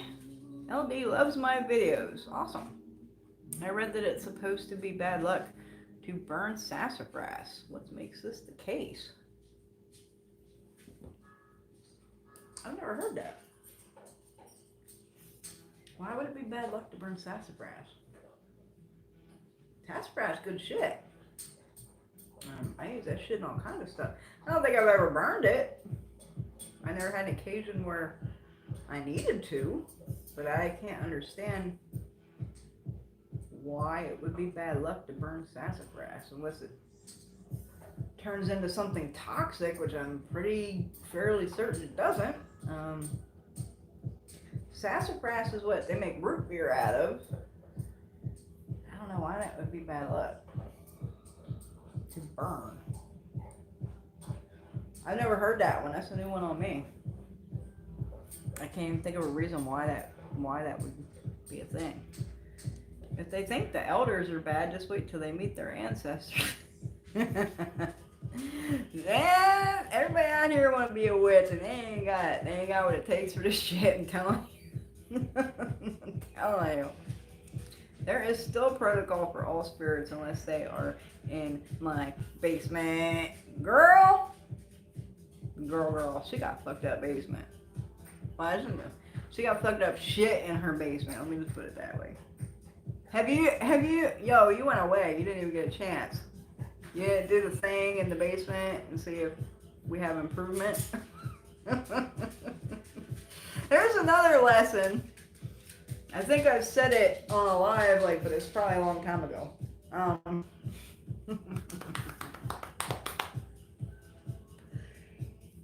gonna give y'all a big gem. The key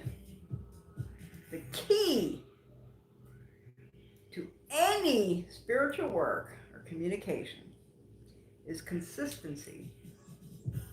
That is the secret key to anything to deal with any spirits.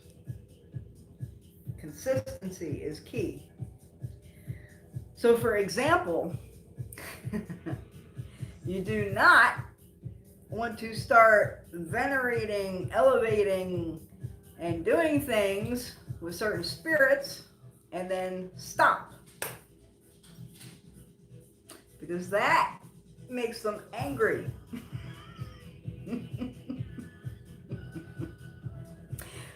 Think about it in terms of a human friendship, okay? Let's say you made a friend, right? You went out to the store, you went out to the bar, so you went somewhere, you met somebody, and you made a new friend, okay? And this person's cool, and you guys are talking, you're texting every day, you're talking, you're messaging, you're hanging out, you're doing shit, you're having lunch together, you're really getting a good friendship going there, and then all of a sudden that person vanishes. Just ghosted. Or you see them walking around somewhere in public or whatever, And they don't even acknowledge you. They just totally ignore you. Just out of the blue for no reason. How does that make you feel? Does that anger you? Does it hurt your feelings? I'm sure it's a mixture of all those fucking things. Same thing with spirits. If you start paying attention to them, you start getting them offerings, you start giving them elevation and prayers and light and doing stuff, and then you just stop, they're going to feel the exact same way. Don't do that. Consistency is key. Especially with ancestors. You start anything, you got to do it consistently. I don't care if your consistency is every other day. It can be every other day. I'm going to sit here and work with my people. I recommend every single day, but some people ain't got time for that. Some people, got 3 jobs or kids and, whatever else. If your consistency is every other day, you stick with that consistency. You stick with every other day, more if you can. I recommend daily. But you cannot at any point just stop. You can't skip that day unless you have like a very extremely good reason, which you need to explain to them why you skipped that day. I'm sorry I skipped this day. I had a stomach flu. I'm sorry. I'm gonna make up for it. Here you go. You know what I mean? Same thing. If people just understood the relationships with other human beings, they would better understand the relationship with spirits, because 90% of your spirits that you're going to be dealing with are dead people. They was people. They was people, and they got people feelings. I gave you a big gem. My oldest is asking me questions. What would you start your kids out researching if you had kids? Well, that would depend on your particular path. Like if it was a particular path, I start with herbs, man. Herbs are always a great place to start with anybody. Get the kids learning their herbs. Take them out in the yard, take them out to the park, take them out to the woods, and start learning what's around you and teach them about that. That's an excellent place to start. Weekly, daily, monthly, constantly. Now I have to do all sort of stuff. There's popcorn and Buddha mall. Oh, so we're giving them a boot to the head, eh? Boot to the head. I told you had a choice. Either you was gonna give an eviction note or you was gonna fucking be more consistent. It's up to you, honey. It's up to you. I think your smiley guy was cool though. I don't know. That's your decision. More Tuka gets some really interesting phenomenons that she takes pictures of a lot. And it's not like she's trying to take a picture of a phenomenon, just like she takes pictures and there's phenomena in the pictures. Pretty cool. Okay. Is my chat still working? I didn't lose it again, did I? Because I'm at the end of the questions. That was weird. It's never done that before, so I don't know. Let me refresh this. I am at the end of the questions. The chat is still working. Anybody have any more questions? Tuka is one of the people who's putting a bug in my ear to do some classes. We was talking about that last week or something. Like, at the time, I was like, what the fuck would I do a class on? It was like, to me, it seems like everybody and their brother is out here doing classes on everything that you can do a class on, you know? I was like, what the fuck would I do a class on? She said I should do a class on book recommendations. Because that's inevitably almost always a question I get on every single live video I do. Is what books do I recommend for this or that? Yeah, it's pretty funny. But yeah, I might. I mean, I'm contemplating it. At least I got topics that I know now that if I did a class, that's what it would be on. So we're gonna think about it. We're gonna think about it. Thank you for taking time to answer all my silly stuff. Hey, it's not silly. It's not silly, and that's what I'm here for. I love your dream pillow. The dreams are so vivid and clear. Right, yeah. I need to make some more of those. I've had quite a few people in the last month come looking for the dream pillows. I've just been so busy, and when I sew in, I'm making masks. So I'm like, the Rona happened, and that kind of has been taking up the majority of my. Look at all my gray hair, y'all, man. My hair is so fucking. Look at this. Look at that. Wisdom highlights. Yeah, the masks have been taking up the majority of my sewing time. So, I haven't gotten to making more pillows, but hopefully I will soon. Making more dream pillows. Thank you, Tukawaka. Keep putting that bug in her ear. Hey, what's your favorite reference? You better be joking. Angel Lady sent me some shit that got mixed in. What? Are you kidding me? What do you mean got mixed in? What do you mean? Wait. What the fuck are you talking about? She sent you some shit that got mixed in with the shit in your basement? Girl? Is that what the fuck you're saying to me? Are you home now or are you still driving? We gotta have a conversation. Because if that's the case, your protection should be better than that, honey pie. Sweetie puss. What was your name? Sugar Tits. Sugar Tits, we gotta have a conversation. It's a private joke. Okay. Y'all are on my lives, the regulars here. You know that me and my two moderators, Marlene and Tukawaka, are pretty close. Like, we've known each other for quite a few many years, and we're pretty close, and we have a lot of private conversations that go on. And Marlene, which is a story I'm not going to get into, started calling me Sugar Bush.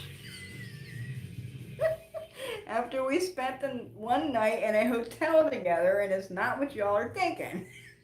It was purely platonic and purely friendshipical, but the reason we were spending time in a hotel room together is because she became my goddaughter at this time, at this place, and there was certain things she had to refrain from after said thing, right? So she went home and told everybody that she was now lesbian, and I was her girlfriend, and my name's Sugar Bush. So then we had to get Tukawaka in on it, and Tukawaka got a really nice rack. So she's Sugar Tits, I'm Sugar Bush. Y'all want to know Marlene's nickname?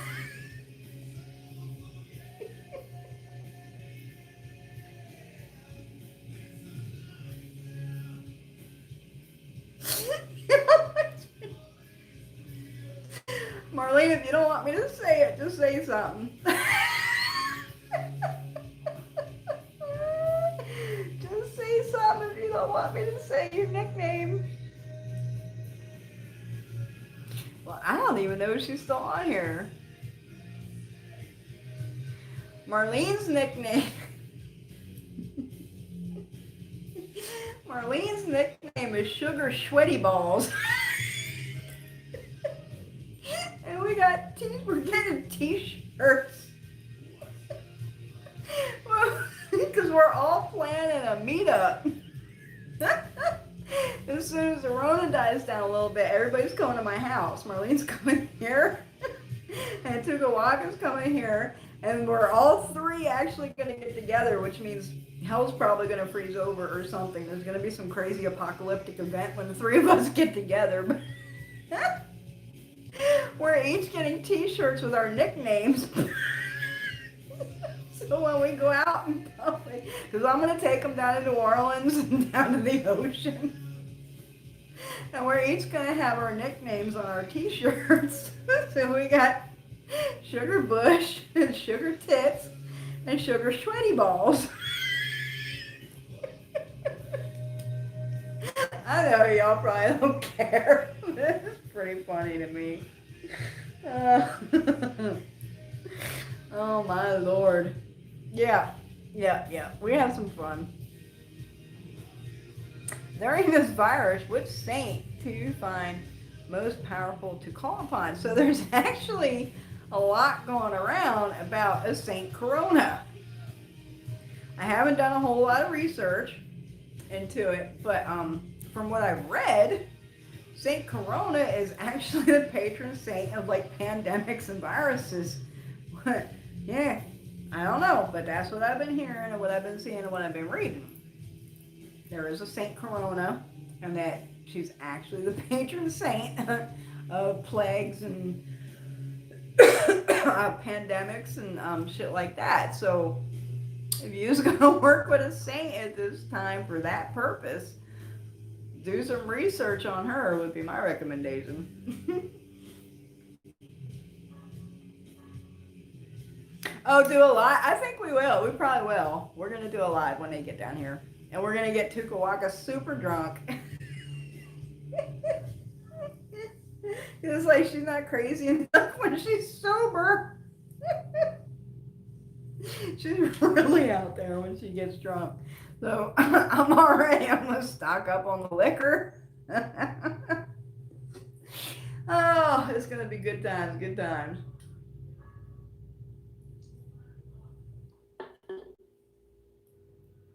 Oh man, I am losing viewers. What fucking time is it?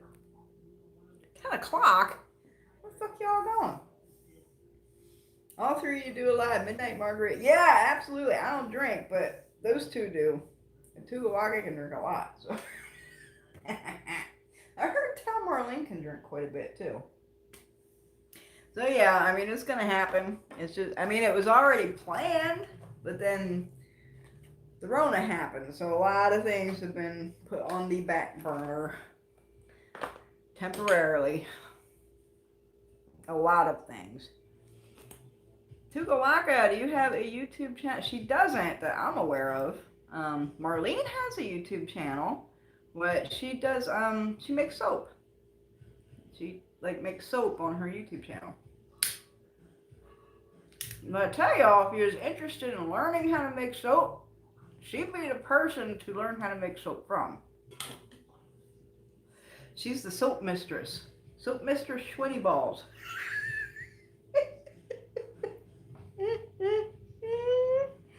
Oh, God.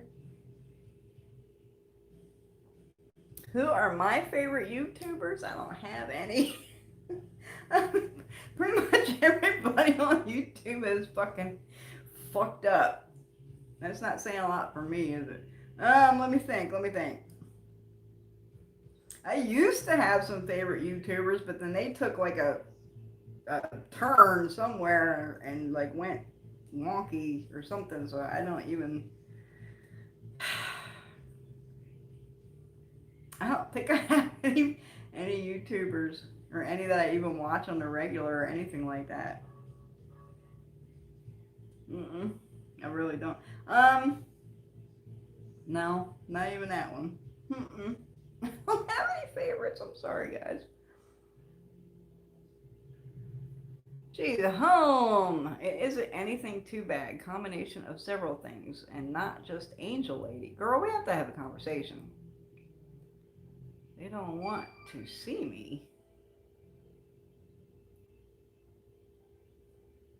Oh, what's her channel? I don't even remember what her...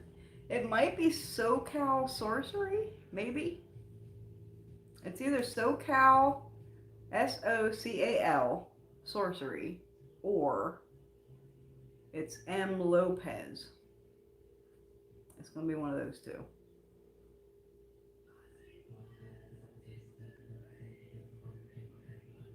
Go ahead and say it and treat us. Just annoying, cleaning, and refreshing. Sweaty balls! Sugar sweaty balls. None of us was high. Well, that I'm aware of. Never know what Tukawaka's doing, but yeah. She has a girl, and this is what I'm saying. If y'all want some herb classes, go to Tukawaka. If she just fucks with everything and takes all these classes, and she has poisoned herself, I don't know how many times, girl. How many times have you? She's like poisoned herself so many times working with toxic herbs that she knows are toxic, and she knows what she's doing, and she still fucking poisons herself quite a bit.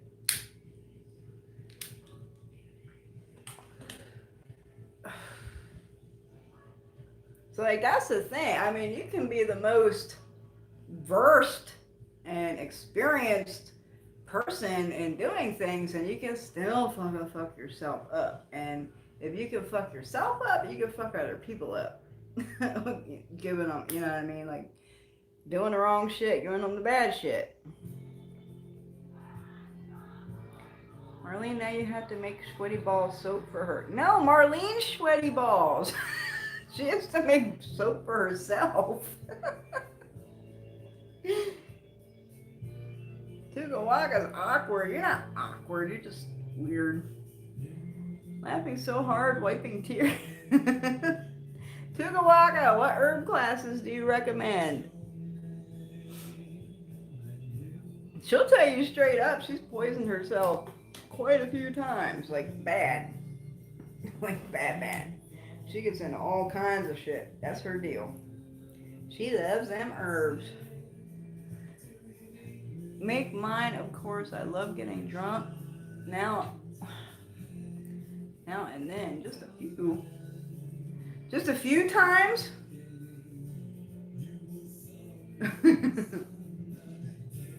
Okay, the views are dropping. It's only 10. Quarter to 10. What the fuck? Y'all fucking crashing out on me, okay. We gotta have a conversation.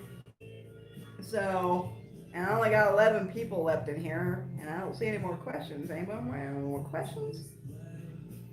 Any more questions? Sugar tits. Give some of your herb class recommendations. Definitely probably wouldn't be that last class you took. But tell them some good herb classes that you have attended that you would actually recommend to people. Sugar tits, go. Come on, sugar tits. Give them some classes. Good classes you've taken that you recommend. Anything? You've taken like 1,000,000 of them. Some of them had to be good. Tukawaka got this thing going on with somebody in Africa. I forget the name of the town. She's going over there when the Rona dies down and building a mushroom farm for the community. A community mushroom farm. I guess to not only feed people, but to also make a business out of it. It'll be like a community thing, and then the community will prosper. It's pretty cool. Depends on the tradition. For straight up herbal knowledge, I recommend Jim McDonald, hands down. There you go, Jim McDonald, for straight up herbs. I've been taking classes on Udemy. What's Udemy? Udemy? Am I having a brain fart? Like I should know what that is or what? Udemy? What the fuck is Udemy?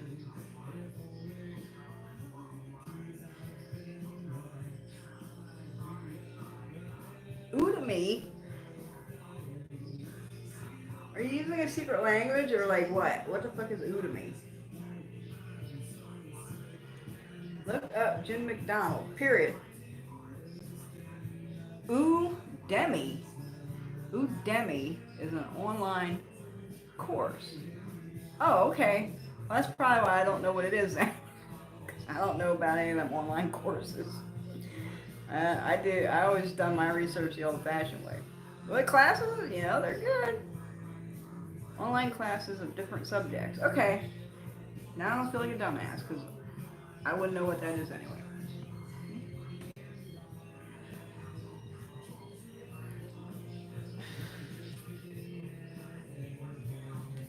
There are all kinds of courses like Reiki or business classes. Okay. Divine Lazarus on Facebook for Southern Divine Lazarus on Facebook for Southern midwifery and Southern tradition. There you go. She's giving you all some gems there. You don't know what Udemy is. You're the one that said it. You're the one that said Udemy. You, then me. Girl, scroll up and see what the fuck you typed. You typed Udemy. You could put a course on there and make some bank. I don't even know. I'm thinking about it, but I don't even know what I would charge for a class. I don't even know. It just seems like everyone I know is doing a class on something. You got David Sosa and Mother's Magi over there. They do classes on baths, like all kinds of spiritual baths. And like, if I was going to recommend a course on spiritual baths, I'd recommend them. But they're doing that. It's like, what the fuck would I do a class on? So then I thought, what are the basics? And the basics are cleansing and protection. And I actually don't really see anybody doing classes on that stuff. So if I did a class, that's what it would be on. Have you thought of doing any classes on Pennsylvania Dutch beliefs? Thomas Weaver of Ringgold, Pennsylvania was one of my great-grandfathers. I'd be the first to sign up. No, that's not something I considered. I mean, in a way, I've kind of done that. Because, like, I did the whole, 6 months of, I did Appalachian Superstition. If you go on, Instagram or Facebook and you type in hashtag Appalachian Superstition, I did, months worth.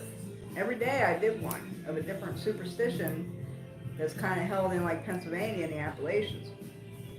So I don't know about doing a class on that because I kind of already just put all that shit out there.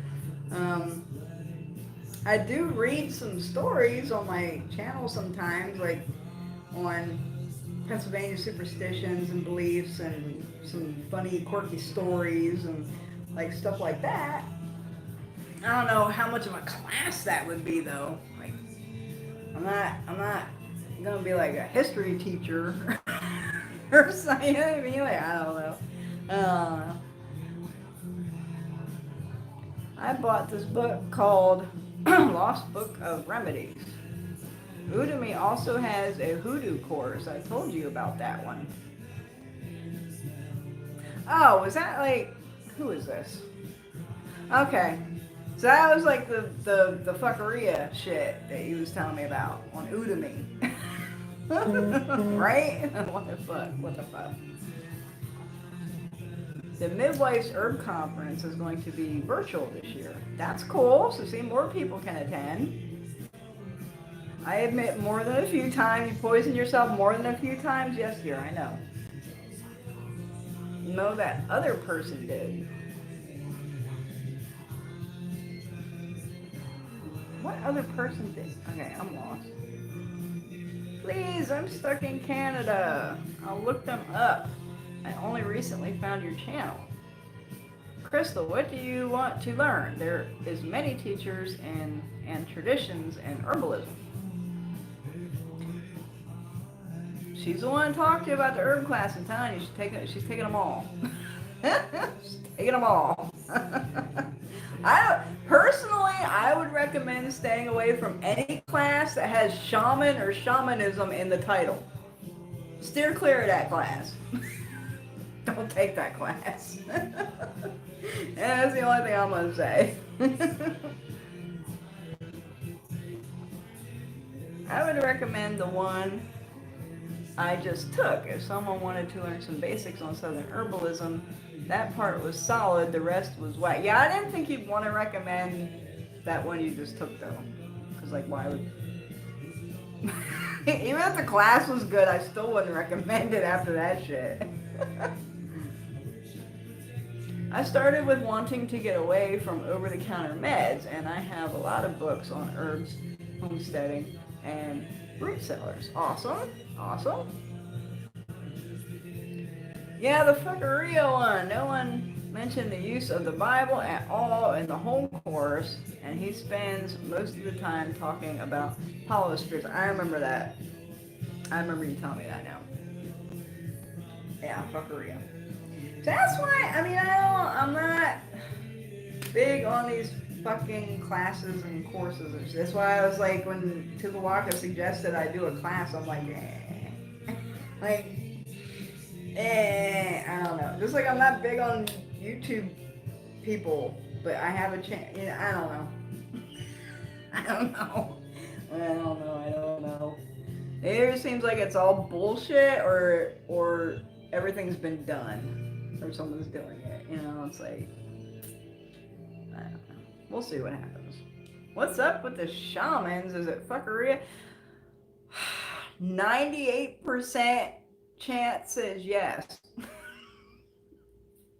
Like, unless you're actually like going to the fucking rainforest, like going to the rainforest and learning from an actual tribe elder or something, this term shaman gets thrown around way too fucking much. And I can almost guarantee, promise you, that the person calling themselves a shaman is a white person. All the time. No. No. Real shamans don't even call themselves shamans. Like, stay away from that. Stay away from that. Stay away from that shaman bullshit. I like this song.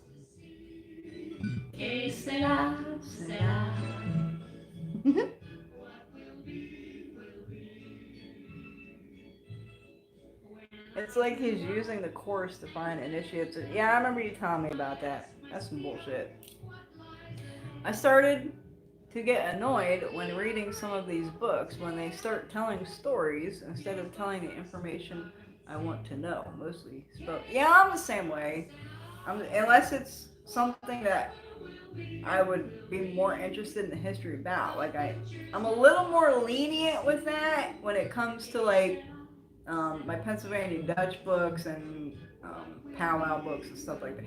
A little more lenient when they get into the storytelling because that gives me a little more history of that. But when it's just like, if it's supposed to be like an herb book, don't give me stories. Or something, you know what I mean? Like, just give me the shit. Don't give me the stories. Give it to me straight. I'm a straight shooter and I like it shot straight.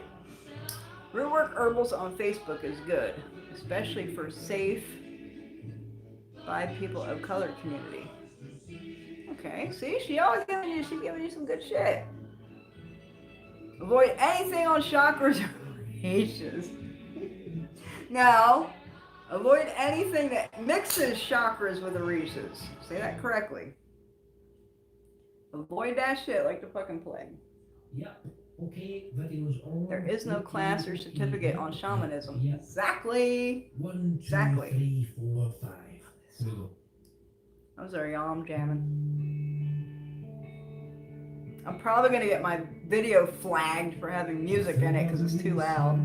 My last live got flagged for a minute because I had the music playing in the background. They flagged it for like copyright. And I had to agree with YouTube that I would not monetize the video in any way, shape, or form for them to put it back up because it had music in it.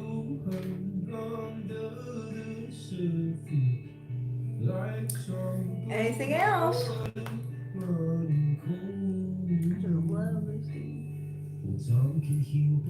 Some traditions teach through story. Exactly. That's a point too. But if you're buying a book that's supposed to be straight up, like she said it was like a spell book or something, like don't give me the information. I'll go buy a history book or something, you know?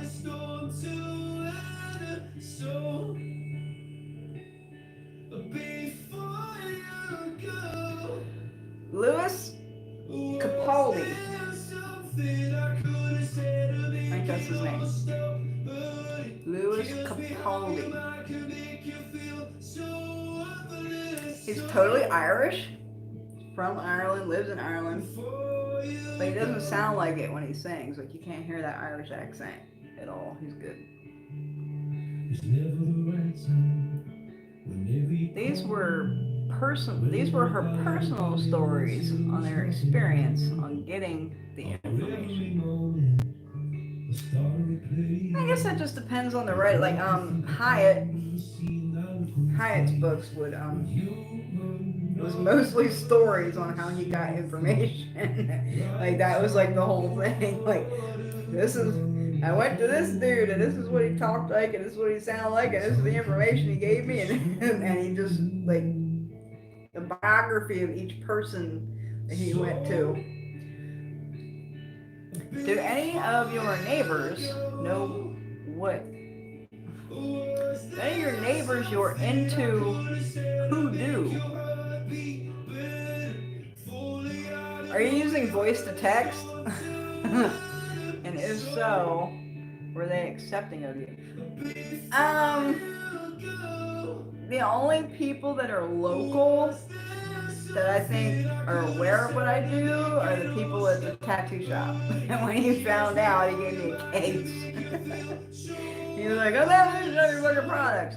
There was one person that came for masks to my door that was local, and I had advertised in a local sale group that I was selling masks, and so she see my ad and she came to get masks. Well, on the ad, I put a link to my website, right? And I guess she actually looked at the link and the name of the link, Primitive Roots Conjure. So when she showed up for the mask, she was like, started asking me questions. Like, I see Conjure in the name of your website. Do you do that? And I was like, yeah, I do that. She was like, thank God. She said she was drawn to come here, and she knew that she had to come meet me, and, like, spilled out all her issues, and, of course, like, I say this all the time, people that are meant to find you, that you need to help, will fucking find you regardless. So she became, like, my first local client that I had around here. But my neighbors, I don't think my neighbors know a damn thing. I don't think my neighbors know anything. My realtor does, sorta. He sorta knows what I do. And he bought the building right across the street from my house. Like 3 months after he sold us this house, he bought the little building across the street to run his little realty business out of, which was cool because I get to see him every day. He's a really cool guy. And he sort of knows what I do. We had that conversation when I was house hunting because he's a minister at the church up here on the corner, and he's also a realtor and he does all kinds of stuff. So we had a conversation about spirituality and stuff like that. So he kind of knows what I do, sort of.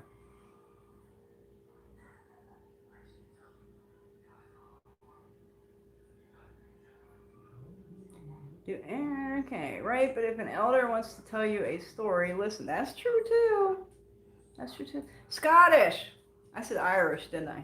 And it was one of them, damn it. I always get them mixed up. I always get Scottish and Irish mixed up. I thought it was Irish, but I guess he's Scottish. I love him, girl. I love Louis Capaldi. I think he's excellent. I just discovered him rather recently, actually.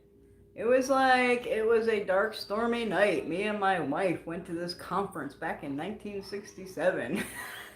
I mean, it depends on the author. Yeah. Some people, write like that, I guess. I want to help a friend who had a thief steal statues outside her shop. Any suggestions on how to call them items back to her?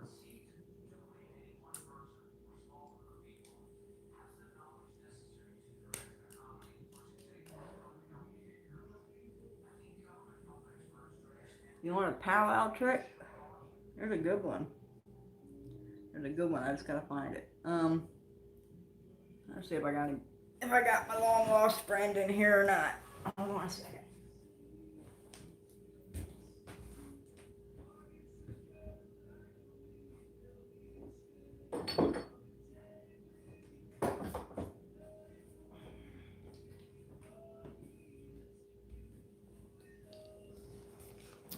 So if you're ever at all interested in powwow, this is a must. Book recommendations. Powwow's Long Lost Friend by George Holman. Okay, so I know there is one in here that I have used once, and it worked very well. Thank goodness I don't have to deal with these very often.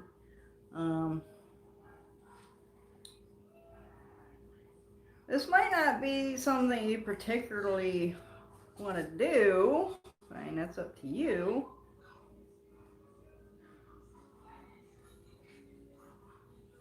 Powwow is a little bit different from what y'all are going to be used to. As you will see in a moment when I give y'all this trick.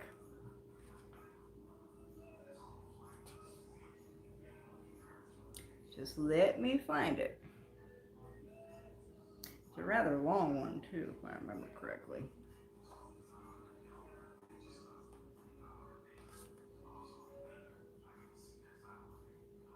Hey! To make chickens may lay many eggs. I need that one. I ain't got an egg yet, y'all. Not a damn egg. How do we make chickens lay many eggs? Take the dung of rabbits and pound it into powder. Mix it with bran. Wet the mixture until it forms lumps and feed your chickens. They will keep laying a great many eggs. Anybody got some rabbit poop? I used to have a rabbit, but I won't own another rabbit. Because I made a pact that I would never own another pet that had to live in a cage all the time. Who got rabbit poop around here? I need some rabbit poop. Make my chickens lay eggs.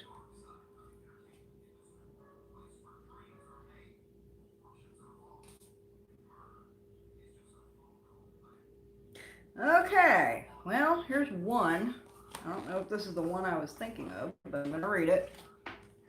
How to cause a thief to stand still without being able to move backward or forward. This is not the one I was looking for, but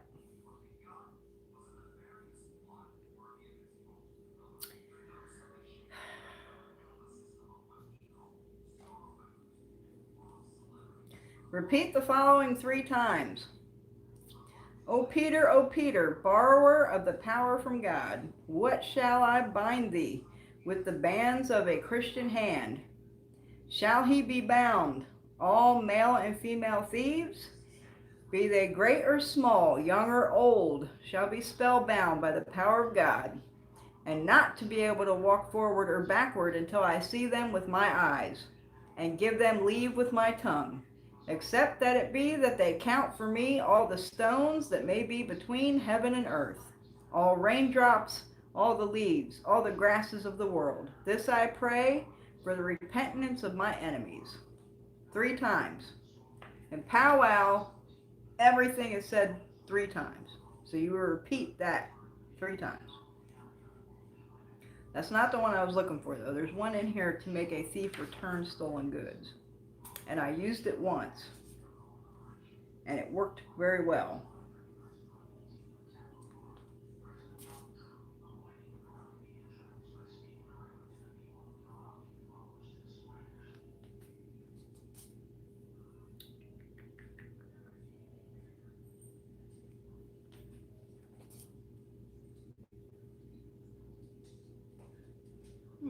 I'm going to try this one too.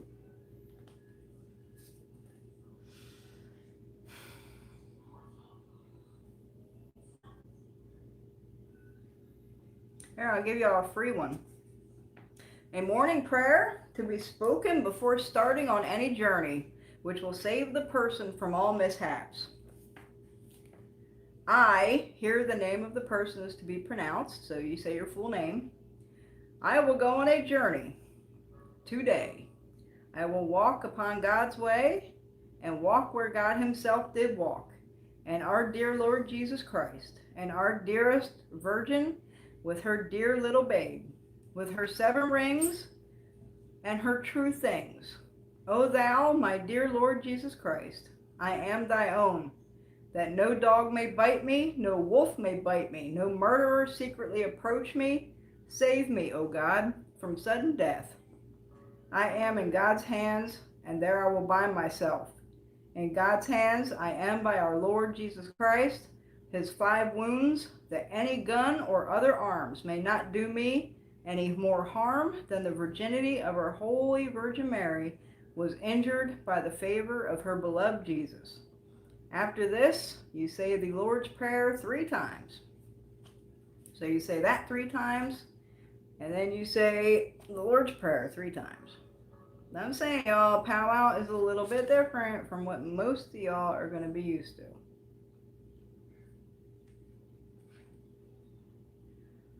I'm trying to find a thief, one that I used.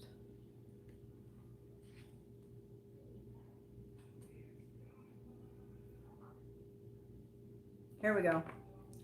To compel a thief to return stolen goods. Listen up now. Early in the morning before sunrise, you must go to a pear tree and take with you 3 nails out of a coffin or 3 nails from a horseshoe that were never used. And holding these towards the rising sun, you must say, O thief, I bind you by the first nail, which I drive into thy skull and thy brain, to return the goods thou hast stolen to their former place. Thou shalt feel as sick and anxious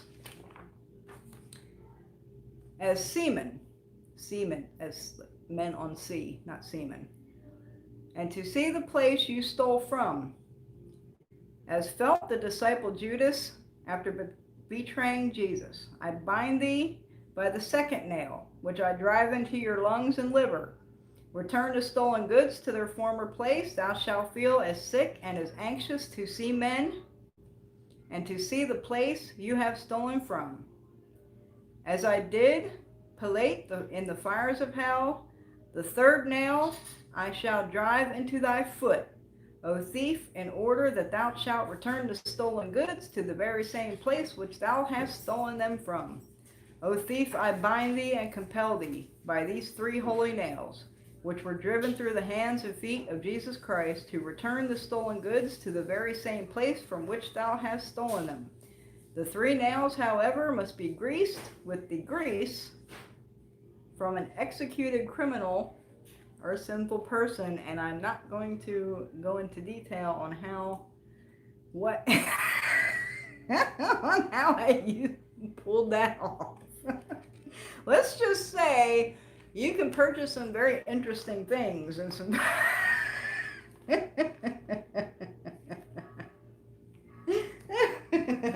yeah. So grease the nails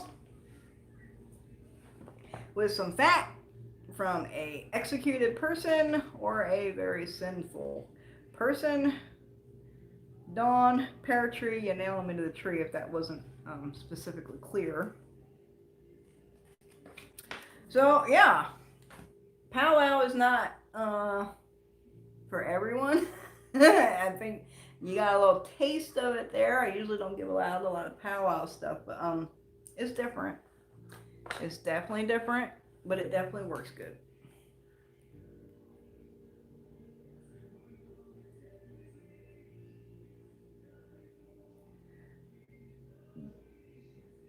I don't know if you want to go through all that for your friend and her statues, but it's an idea.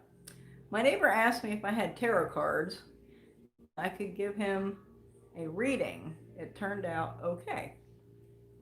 Well, that's good. We all gotta start practicing somewhere. You can't get rid of me. Why would I want to get rid of you?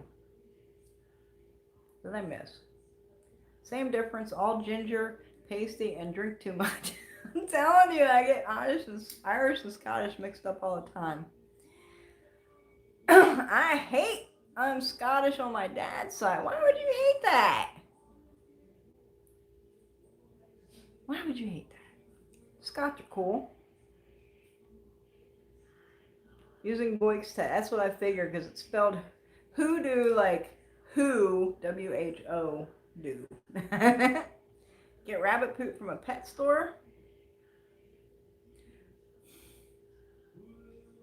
I mean, that's feasible. I'm trying to think of what that would be like walking in a pet store and being like, hey, can I have your rabbit poop? But I have a garden and rabbit poop makes really good fertilizer. Like the best thing you can put on a garden is rabbit poop and chicken poop.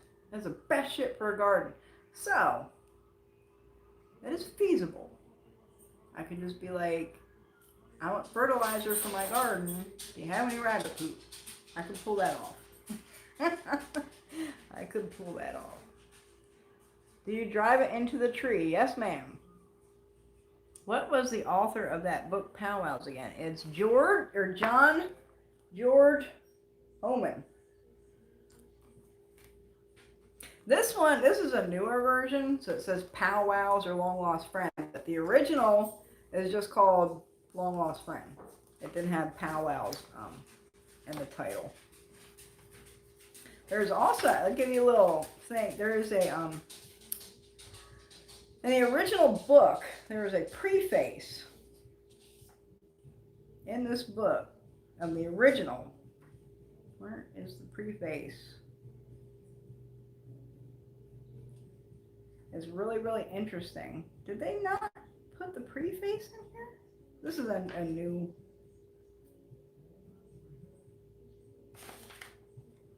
The preface was like one of the coolest parts of this whole book, and if they left that out, I never looked for the preface.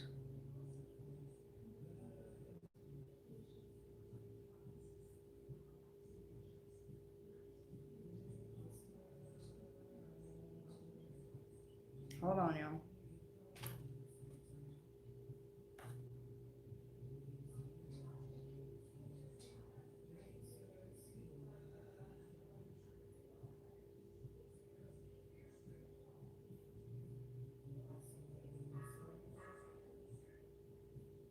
I can't find the preface. The original Long Lost Friend had a preface in the beginning that stated something along the lines that any person who carried this book with them would be safe from all harm. Like all harm period, like the law, like being killed, like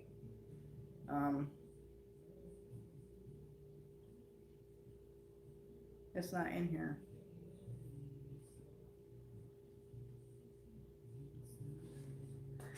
That's fucked up. Wait a minute.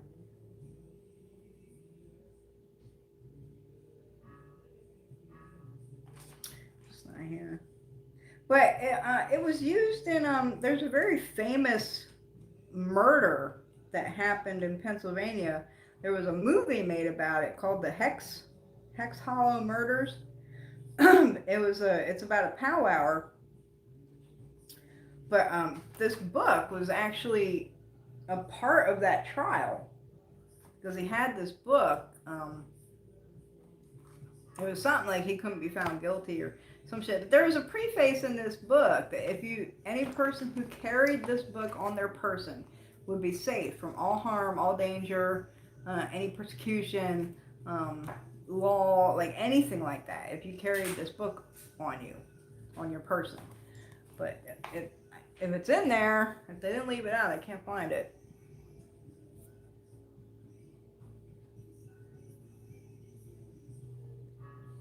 Have you used tree plugs boards much? I don't think so. What are you talking about? I'm saying no hate for anything. thinking I'm being racist. You're racist against Scottish people. No. I found so much rabbit poo this weekend, didn't pick it up. What the hell? Oh, I seen you found them wild rabbits. I did get some rabbit hole and track dirt. That would come in handy. The tractor, anyway. I don't know quite what you do with the rabbit hole dirt. Put somebody in a fucking rabbit hole. Okay, y'all.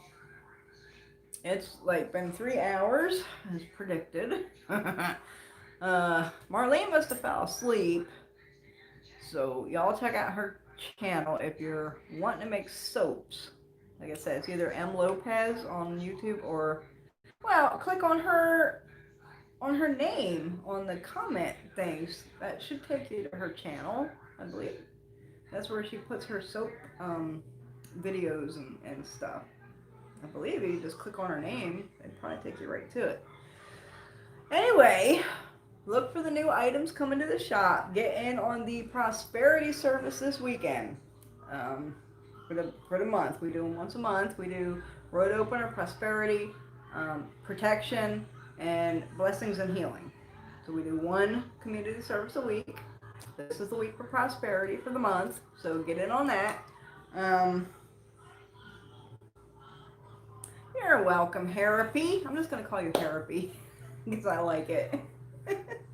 It's like Harpy, but it's Harpy and it's witty and cute. What else was I just gonna say before you just made me lose my train of thought? God damn it. Get in on the community service. If I helped you and you appreciate my time, there's a donation button in the drop box below this video. There's a link to my store. There's a link to my Facebook. There's a link to my Instagram. They're all in that description drop down box under this video. Everybody stay safe. Wash your hands. Wear your masks. Clean your house. Do all that stuff. Stay safe from the Rona. And everybody, thanks for coming on live tonight. You're very welcome. Yeah, I think that's about it. If you find this educational, feel free to share it, like, subscribe, and I will see you all in the future. Have fun.